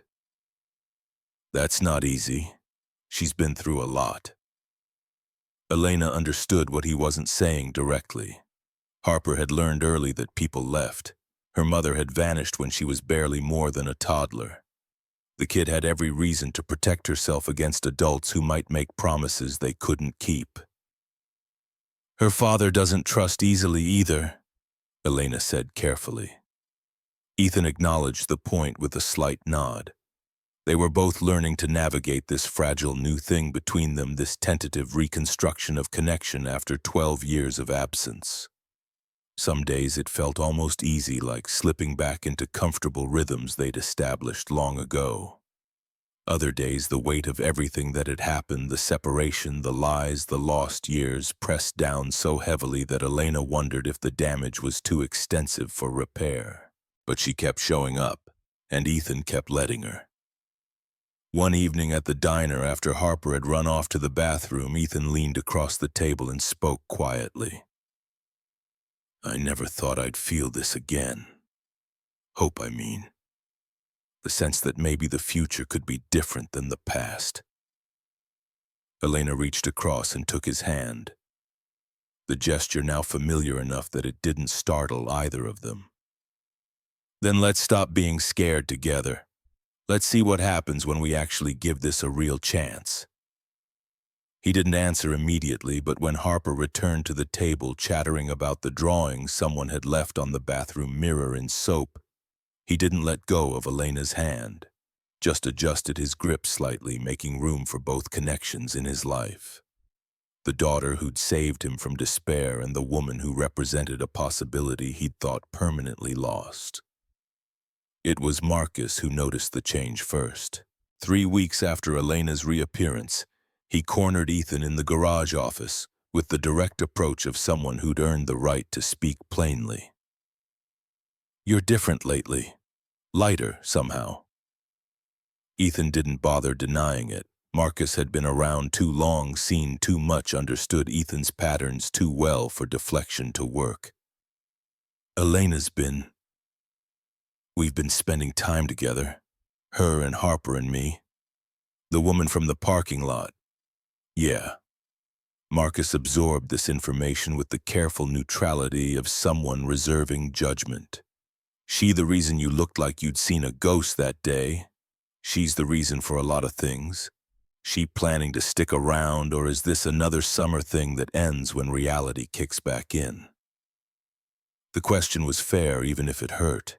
Ethan had been asking himself the same thing, trying to reconcile the Elena he remembered with the corporate executive who'd appeared in expensive suits and luxury cars. trying to figure out if someone who'd been raised in penthouses could really build a life in a town where the biggest excitement was the county fair. She quit her job, Ethan said, confronted her father about what he did to me, to us, walked away from the company, the inheritance, everything. He met Marcus's eyes directly. I think she's serious about staying. Marcus studied him for a long moment, then nodded slowly. Just be careful, kid. Harper's already getting attached. If this woman disappears again, it won't just be you picking up the pieces. The warning was unnecessary. Ethan had been hyper-aware of Harper's growing affection for Elena. The way his daughter lit up when Elena arrived, the casual way she'd started including Miss Elena in her plans for the future.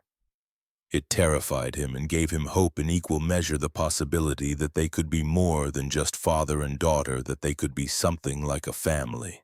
But then 10 miles across town in an office, Ethan had never seen Christopher Wells was making plans of his own. Plans that involved private investigators and careful research into every vulnerability Ethan Morrison might have.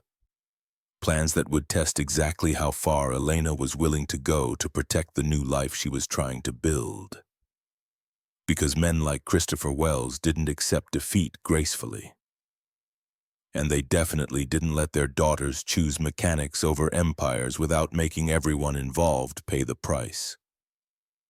The call came on a Thursday afternoon while Ethan was replacing brake pads on a Subaru that had been making concerning noises for the past 2 weeks. His phone buzzed in his pocket and he almost ignored it. Customers could wait 5 minutes while he finished torquing the wheel lugs to spec, but something made him check the caller ID. Burlington Medical Center. His stomach dropped. He answered with grease-stained fingers, already moving toward the office where he could hear without the bay's echo. The voice on the other end was professional, clinical, asking if he was the primary contact for Sarah Morrison. His mother had collapsed at the grocery store. Paramedics were bringing her in. No, they couldn't provide details over the phone. Yes, he should come immediately. The drive to the hospital blurred past in fragments, Marcus promising to watch Harper after school, the highway stretching endlessly despite being only 6 miles, the antiseptic smell of the emergency room waiting area that brought back memories of 12 years ago when he'd seen these same chairs waiting to learn if his mother would walk again. Sarah was stable by the time they let him see her. Conscious, embarrassed, insisting the whole thing was an overreaction, and she'd just gotten lightheaded from skipping lunch. But the doctor who pulled Ethan aside told a different story. The injuries from the accident 12 years ago had left Sarah with chronic pain that had progressively worsened. She'd been managing it with over-the-counter medication and sheer stubbornness, refusing to acknowledge that the damage went deeper than anyone had initially understood. Now her body was giving out under the accumulated strain, nerve damage, arthritis in joints that had been shattered, and imperfectly healed muscle deterioration from years of compensating for impaired mobility. She needs specialized treatment, the doctor said, pulling up scans that showed Ethan's mother's spine in alarming detail. Physical therapy, probably surgery to address the nerve compression. Pain management from specialists, not whatever she's been buying at the drugstore. Without intervention, she's looking at wheelchair dependency within 2 years. The estimated cost made Ethan's vision swim. Even with insurance, the out-of-pocket expenses would be catastrophic. Tens of thousands initially, then ongoing costs that would bleed him dry within months. The garage was doing okay, but okay didn't cover medical emergencies of this magnitude. He had Harper's college fund carefully accumulated over 7 years. He had a small savings account for unexpected repairs. He had equity in the house if he wanted to refinance and gamble that he could keep up with higher payments. None of it would be enough. He sat with his mother in her hospital room after the doctor left, watching her pretend to sleep while tears leaked from the corners of her closed eyes. Sarah Morrison had raised him alone after his father died, had worked 2 jobs to keep them fed and housed, had celebrated every small victory and weathered every setback with quiet strength. And now she was lying in a hospital bed facing pain and disability because a Wells Industries truck driver had run a red light 12 years ago. And Christopher Wells had decided covering up company negligence mattered more than justice. Ethan's phone buzzed with a text from Elena asking if he wanted to bring Harper by for the pasta dinner they'd planned. He stared at the message, then at his mother's drawn face, then back at the phone. Elena, whose father had caused this, whose family money could solve this problem with a single check that wouldn't even dent their accounts. The thought arrived fully formed and poisonous. He could ask her, could explain the situation and let her feel obligated to help to use Wells' money to fix Wells' damage. Could let her father's wealth become the solution to the crisis her father had created. He deleted the text without responding and pocketed the phone. Some problems couldn't be solved by accepting help from the people who'd caused them in the first place. 3 days later, Sarah was released from the hospital with prescriptions she couldn't afford and referrals to specialists whose waiting lists stretched months into the future. Ethan helped her into his truck with the careful movements of someone handling something precious and breakable, and they drove back to her small house in silence, heavy with everything neither of them knew how to say. He'd just gotten her settled on the couch with pillows and the television remote when the doorbell rang. Sarah's expression went carefully neutral in a way that immediately put Ethan on alert. "I should get that," she said, starting to rise. "Stay put, I'll handle it." But when he opened the door, the man standing on the porch wasn't selling anything or collecting for charity. He was 50-something, expensive suit, leather briefcase, the kind of polished professional who charged by the quarter hour and expected people to be grateful for his time. "Ethan Morrison. My name is David Garrett. I'm an attorney representing a client who wishes to help with your mother's medical situation." The words landed like stones in still water, their implications rippling outward in patterns Ethan didn't like. "I don't know what you're talking about." Garrett smiled with practiced sympathy. "May I come in? This conversation would be better conducted privately." Every instinct Ethan had developed over 12 years of people trying to take advantage of him screamed danger. But his mother was calling from the living room asking who it was, and the lawyer was already stepping forward with the presumption of someone accustomed to doors opening for him. Inside, Garrett settled into the armchair across from Sarah with the ease of a man comfortable in any setting. He opened his briefcase and extracted documents that Ethan recognized even before seeing the letterhead. Medical records, cost estimates, the entire financial nightmare laid out in black and white. "My client has been made aware of Mrs. Morrison's medical needs." Garrett began, his tone conveying both concern and inevitability. "They wish to cover all treatment costs, including the surgery, ongoing therapy, and medication. No strings attached, no repayment expected. Simply an acknowledgement that your family deserves better than what happened 12 years ago." Sarah's face had gone pale. Ethan's had gone hard as concrete. "Who's your client?" "I'm not at liberty to disclose that information without Mrs. Morrison's agreement to the terms." "Then you can leave." But Sarah spoke before Garrett could respond, her voice thin but determined.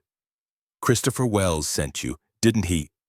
The lawyer's expression confirmed what Ethan's gut had already known.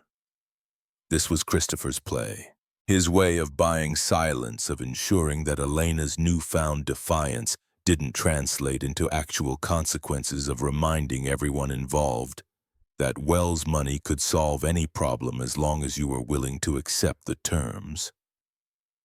"Mr. Wells wishes only to help," Garrett said smoothly.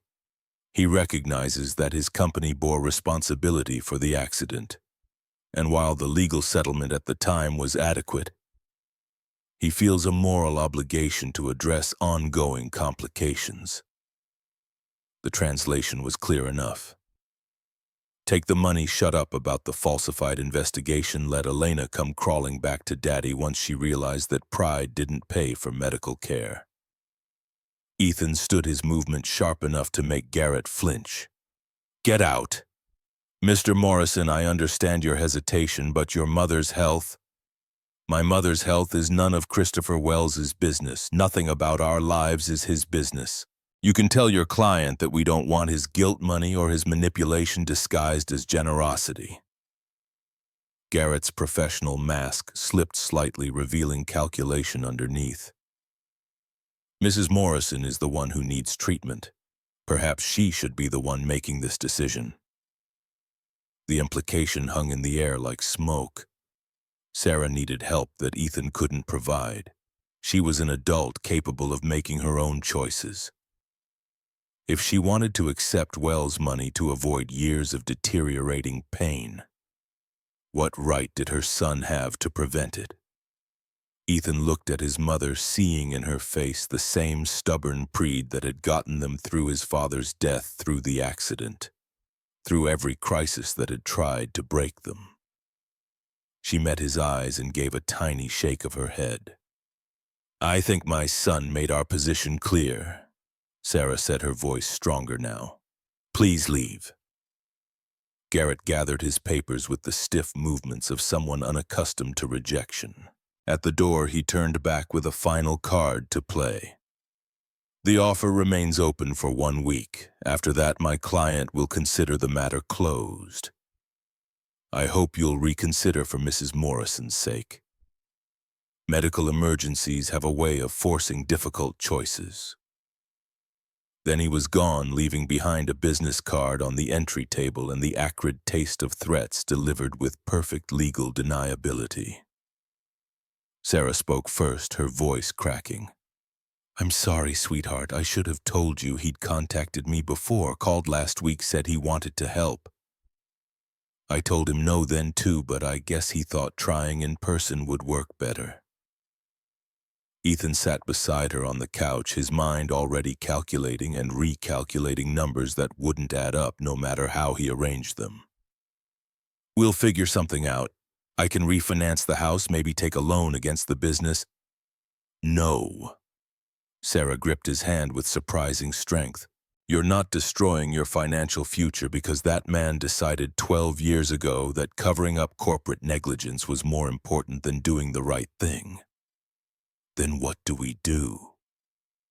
The question hung unanswered between them, heavy with the impossible mathematics of medical care in America, where choosing between pain and bankruptcy shouldn't have been a choice anyone had to make. Elena found out about Sarah's collapse from Harper of all people. They were planting more seeds in the garden tomatoes this time. Harper's request after learning you could grow your own spaghetti sauce. When the little girl mentioned with 7-year-old casualness that Grandma Sarah had gone to the hospital but was home now, and Daddy seemed really worried even though he said everything was fine. The words stopped Elena mid-motion, trowel suspended over the dirt. When did this happen? Thursday. Daddy had to leave work early and Marcus picked me up from school. Then Daddy was on the phone a lot and forgot to read me a story at bedtime. Harper's expression turned thoughtful. He only forgets stories when something's really wrong. Elena's mind was already racing through implications. Thursday was 3 days ago. 3 days Ethan hadn't mentioned anything, hadn't asked for help, hadn't reached out despite the fact that they'd been building something that felt increasingly like trust. Because he didn't trust her. Not really. Not enough to let her into the hard parts, the places where real life intruded on whatever careful reconstruction they'd been attempting. Or worse possibility, because he knew that asking her for help would mean accepting Wells' money to solve a Wells-created problem, and his pride wouldn't bend that far. She finished planting with Harper. praised the careful way the girl patted soil around each seedling, then made excuses about needing to handle work calls. In her car, she pulled up everything she could find about Sarah Morrison's medical history, using contacts from her corporate days who owed her favors and didn't ask too many questions about why. What she found made her feel physically sick. Sarah's ongoing medical issues stemmed directly from injuries sustained in the accident 12 years ago. The settlement Wells Industries had paid had covered immediate expenses but hadn't anticipated long-term complications. Now Sarah needed treatment that would cost more than most people earned in 2 years, and Ethan was probably trying to figure out how to sell everything he owned to afford it. Because her father had decided destroying Ethan Morrison was worth whatever collateral damage it caused. Elena sat in her parked car outside Ethan's house, watching through the kitchen window. As he helped Harper with homework, his movements carrying the particular exhaustion of someone holding too much weight alone. She could walk in there right now. Could offer to pay for Sarah's treatment, use the money from her grandmother's trust fund that her father couldn't touch, solve this problem the way money was supposed to solve problems for people who had enough of it. But Ethan would refuse, would see it as charity from the family that had destroyed his mother's health in the first place, would interpret generosity as obligation, would let pride and justified anger prevent him from accepting help even when the alternative was watching his mother suffer. Unless Elena made it impossible for him to refuse. Unless she removed the complication of Wells' money by removing herself from the Wells family entirely. She pulled out her phone and dialed her father's private number. He answered on the second ring, his tone carrying the particular satisfaction of someone who'd been expecting this call. "Elena, have you come to your senses? I need you to do something for me." Christopher's laugh was dry, humorless. "You're not in a position to make demands, darling. You walked away, remember? Chose the mechanic over the empire. I believe your exact words were something about me not being able to control you anymore. The inheritance from Grandma Catherine, the trust fund she set up. You can't touch that legally, but you can make my life difficult if I try to access it. File challenges, tie it up in court, drag things out until I'm buried in legal fees. I could do that, yes. What's your point?" Elena took a breath, steadying herself for the leap she was about to take. "I'm signing it over. All of it. $2 million give or take, depending on how the investments have done. I'm putting it in a medical trust for Sarah Morrison to cover her treatment costs and ongoing care." The silence on the other end stretched long enough that Elena checked to make sure the call hadn't dropped. When Christopher finally spoke, his voice had gone cold in a way that meant she'd genuinely surprised him. "You're giving away your entire inheritance for that woman for them. I'm using money Grandma left me to fix damage your company caused. Seems appropriate. I could still contest it, could tie you up in litigation for years. By the time the court sorted it out, that woman would be in a wheelchair or worse." "You could," Elena agreed, "but you won't, because I'm going to make you an offer you'll actually want to accept." She could almost hear him calculating, trying to figure out what leverage she thought she had. "I'm listening.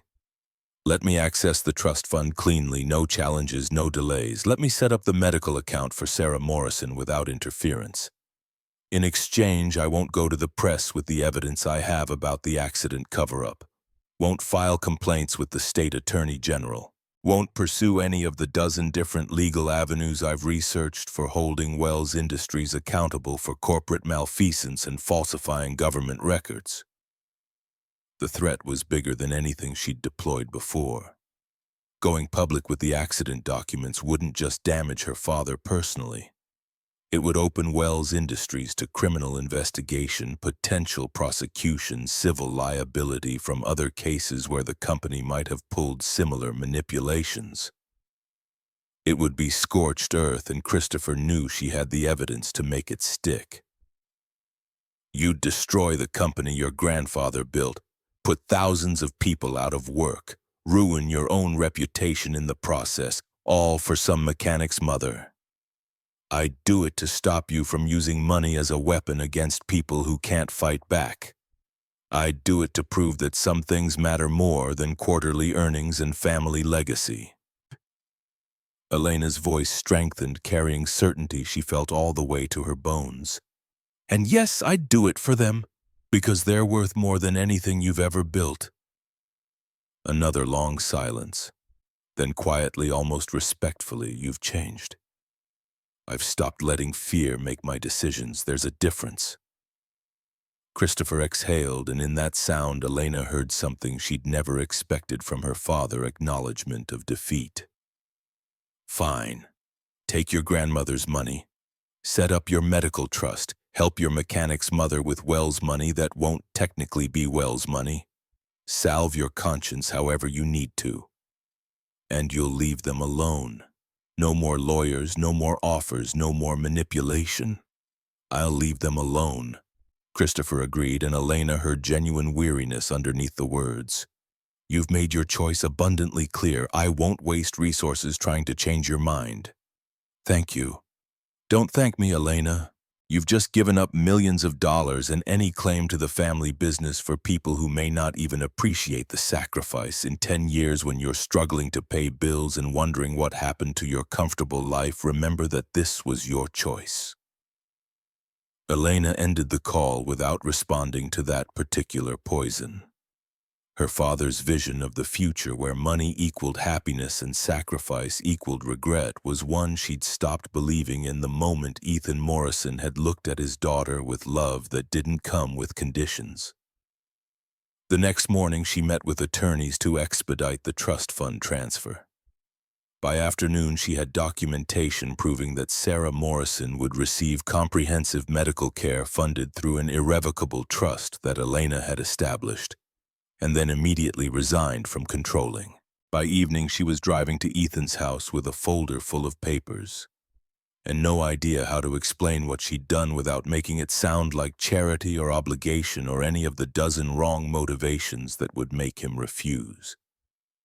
She found him in the garage behind his house, working on the truck's transmission in the fading light, with the kind of focused intensity that meant he was using work to avoid thinking about harder problems. He didn't notice her approach until she was close enough to see the tension in his shoulders, the tightness around his eyes that spoke of too many nights without sleep. "We need to talk," she said. Ethan straightened, wiping his hands on a rag in that habitual gesture she'd come to recognize as his way of buying time to think. "If this is about dinner, I'm sorry I've been distant. Things have been complicated. I know about your mother, about the medical costs, about the lawyer Christopher sent." His expression went carefully blank. "Harper told you?" "She mentioned your mom was in the hospital. I found out the rest on my own." Elena held up the folder. "And before you tell me this isn't my business or that you don't need help, I want you to know that I've already handled it. The money's in a trust for your mother's care. You can't refuse it because technically it's not mine anymore. I've signed over all control to independent trustees whose only job is to ensure Sarah gets the treatment she needs." Ethan stared at her like she'd started speaking a foreign language. "What are you talking about?" "My grandmother left me money that my father couldn't touch. I used it to set up a medical fund for your mom. She'll have full coverage for surgery, therapy, medication, whatever she needs. No strings, no obligations, no Wells family involvement beyond the initial funding." "How much money?" "All of it. Everything my grandmother left me. About $2 million, which should be more than enough for comprehensive care plus a safety net for future needs." The number seemed to hit Ethan physically.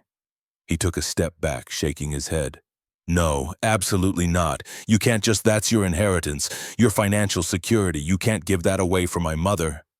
"I can, and I did. The paperwork's already filed. It's done." "Then undo it." His voice rose, carrying an edge of panic that made Elena's chest ache. Call your lawyers back and tell them you changed your mind. That money is supposed to be yours for your future, for what? Buying things I don't need to fill spaces that will never be full, building a life that looks successful from the outside while feeling empty inside.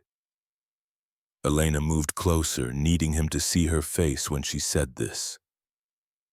I've spent 12 years living that life, Ethan, making choices based on fear and obligation and what my father thought was appropriate. And I'm done. I'm done letting money dictate what matters. I'm done accepting that some people deserve help and others should just suffer because of arbitrary decisions about who's worth saving.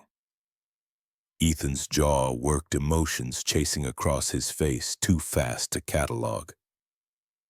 You barely know my mother.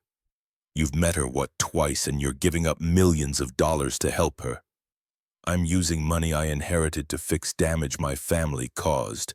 That's not charity, that's basic human decency. It's more than that, and you know it. He was pacing now, agitation making him restless.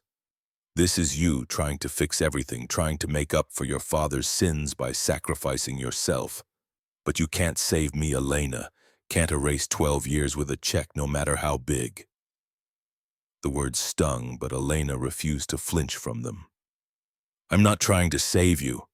I'm trying to stop the people I love from having to choose between bankruptcy and watching someone suffer.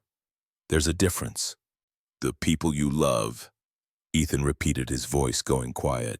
You've been back in my life less than a month. How can you possibly? I loved you 12 years ago. Elena cut him off, her voice steady despite her racing heart. Loved you enough that losing you broke something in me I never quite put back together. And I've spent the past 4 weeks falling in love with you all over again. With who you've become, with the father you are, with the way you rebuild broken things and refuse to give up even when everything's stacked against you. She took a breath. So yes, I love you.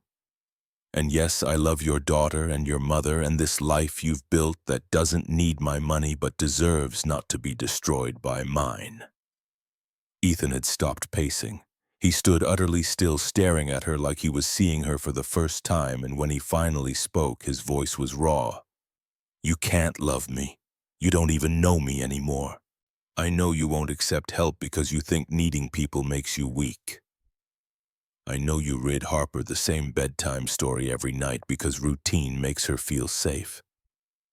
I know you still blame yourself for the accident even though you have proof now that it wasn't your fault. I know you hide how much you're hurting because you think being strong means never admitting when something's too heavy to carry alone. Elena closed the distance between them until they were barely a foot apart. I know you're terrified I'll leave again.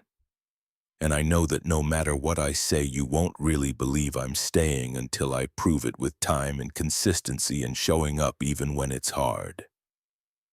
For a long moment, Ethan just looked at her, his defenses visibly crumbling under the weight of everything she'd said. When he finally moved, it was to pull her into his arms with the desperate intensity of someone who'd been holding himself together through sheer willpower and had finally hit the breaking point. I don't know how to do this, he said into her hair, his voice muffled but audible. Don't know how to trust that this is real, that you won't wake up one day and realize you gave up everything for a life that's too small and too ordinary and nothing like what you're supposed to have. Elena wrapped her arms around him, holding tight. What I'm supposed to have is a life that means something. People who matter more than profit margins. A chance to be someone worth being instead of just someone worth impressing. She pulled back enough to see his face. I don't want the life I'm supposed to have. I want this one. With you, with Harper, with the garage and the small town and all of it. Ethan searched her face like he was looking for the lie, the hidden motive, the inevitable disappointment. But whatever he found there made something fundamental shift in his expression. I love you too, he said, and the words came out like a confession he'd been holding back for fear they'd make him too vulnerable. I tried not to, tried to keep you at a distance where you couldn't hurt me again. But I love you, and it terrifies me. Good, Elena said. Fear means you care enough to risk something, and I'd rather have your fear than your indifference. This time when he kissed her, it wasn't tentative or careful. It was 12 years of wanting and losing and finding again, all compressed into a single moment that felt like coming home after the longest exile.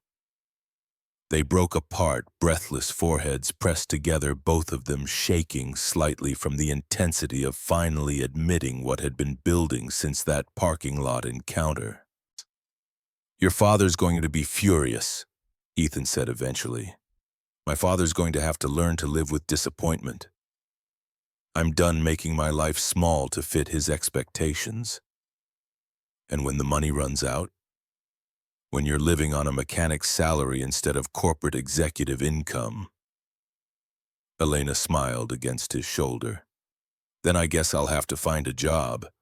I hear there's a garage in town that might need someone to handle the business side. Think the owner would be interested." Despite everything, Ethan laughed. "He might be, though the benefits package is pretty terrible. I don't know. I've seen the owner's daughter. She makes excellent drawings and knows all about sunflowers. That's a pretty significant benefit right there." They stood there in the cooling evening, holding each other while the sky went purple and the first stars emerged. Inside the house, Harper was probably wondering where her father had gone. In her own house across town, Sarah Morrison would need to be told about the trust fund and given the chance to accept or refuse it on her own terms. There were lawyers to call and paperwork to finalize and a dozen practical considerations that would need addressing. But for this moment in this garage that smelled of motor oil and possibility, Ethan Morrison and Elena Wells allowed themselves to believe that sometimes broken things could be repaired. That sometimes the people who'd hurt you weren't the ones who defined you. That sometimes choosing love over security was the only sane choice anyone could make. 6 months later, the sunflowers Harper had planted stretched toward the sky, their massive heads heavy with seeds that would carry forward into next year's garden. The cottage had been painted, the fence repaired, the garden expanded to include tomatoes and peppers and herbs that Elena had researched for Vermont's growing season. Sarah Morrison moved with less pain than she'd experienced in over a decade, the surgery and subsequent therapy funded by the trust Elena had established, having given her back mobility most people took for granted. She visited twice a week, bringing cookies for Harper and gratitude she still struggled to articulate for the woman who'd sacrificed millions to help someone she barely knew. The garage had expanded too, adding a second bay and hiring another mechanic to handle the increased business that came from word of mouth about honest work at fair prices. Elena managed the books and scheduling with the same competence she'd once applied to corporate mergers, discovering that helping a small business thrive felt infinitely more satisfying than shuffling money between accounts to maximize shareholder value. And Harper, 7 going on 30, had declared that this was the best year of her entire life. Because now she had a mom who knew about flowers and a grandma who wasn't hurting, and a dad who smiled more than he frowned. On a Saturday morning in early autumn, with leaves just beginning to turn and the air carrying the first hints of coming cold, Ethan found Elena in the garden harvesting the last of the tomatoes before frost could claim them. She was wearing jeans and one of his old work shirts. Her hair pulled back in a practical ponytail, dirt under her fingernails and satisfaction in her eyes. He watched her for a moment from the porch, this woman who'd given up everything to be here, who'd chosen a modest life in a small town over empire and wealth and everything Christopher Wells had assumed his daughter would always prioritize. She'd proven her father wrong about what mattered, and in doing so had proven to Ethan that trust wasn't something you lost forever.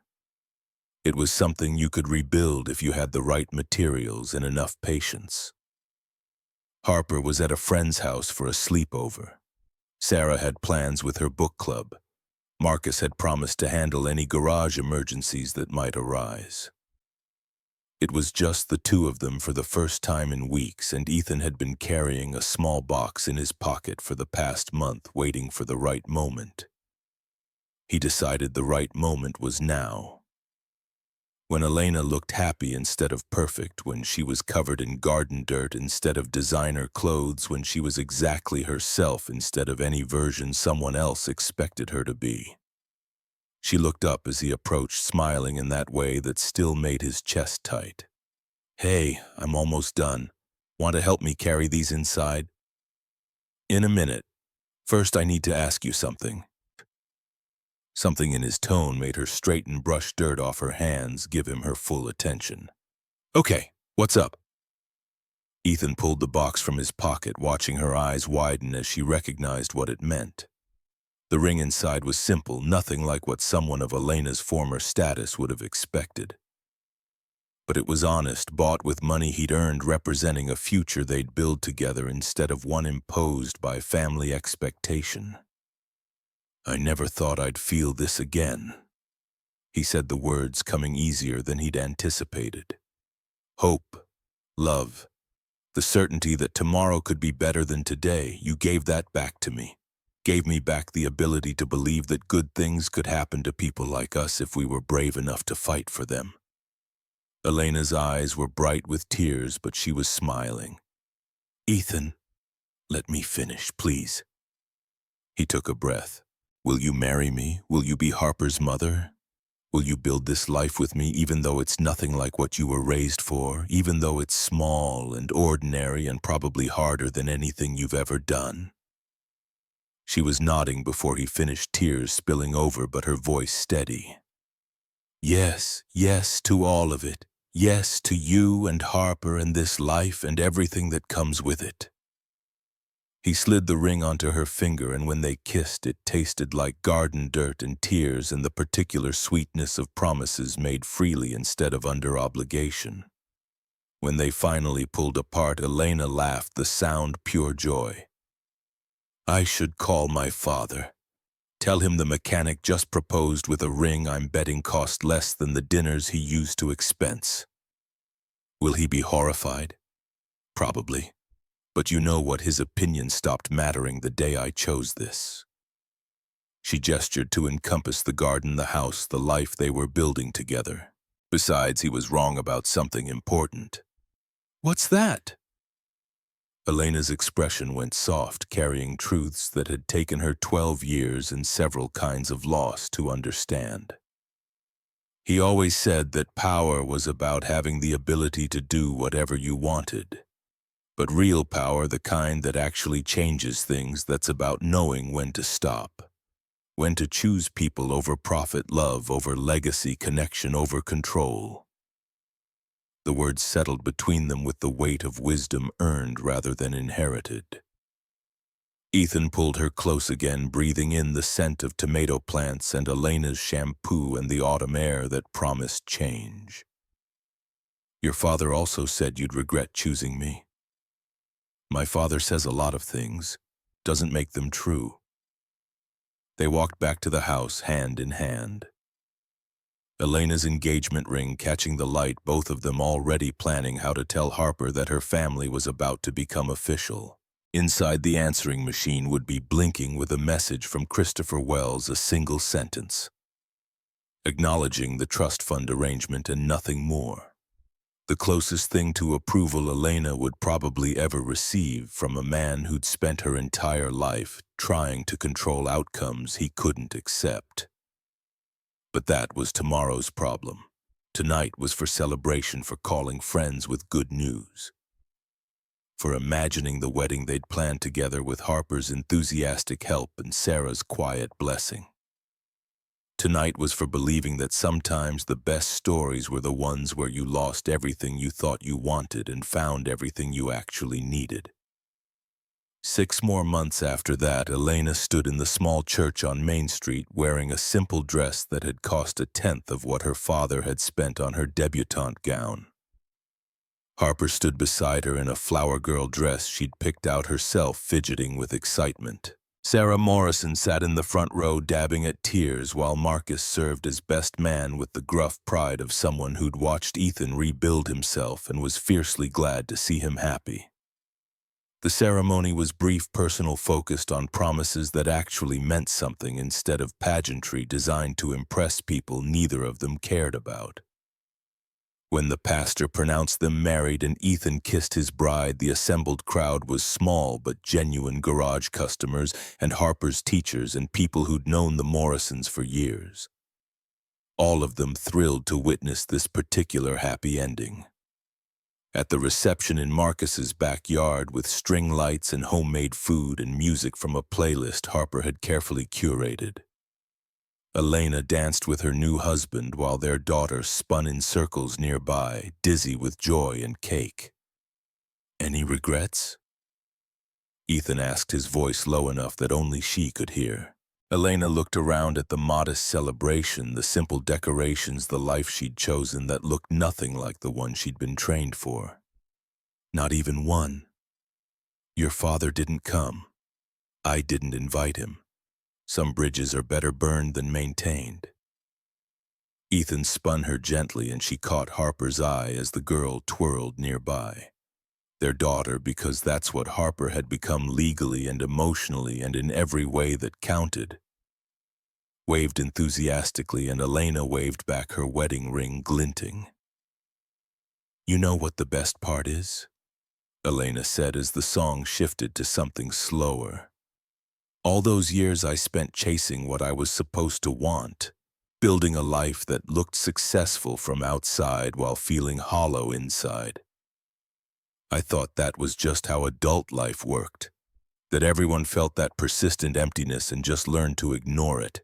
And now I wake up in a house that needs new gutters and a daughter who wants pancakes for breakfast and a husband who leaves grease stains on the bathroom towel.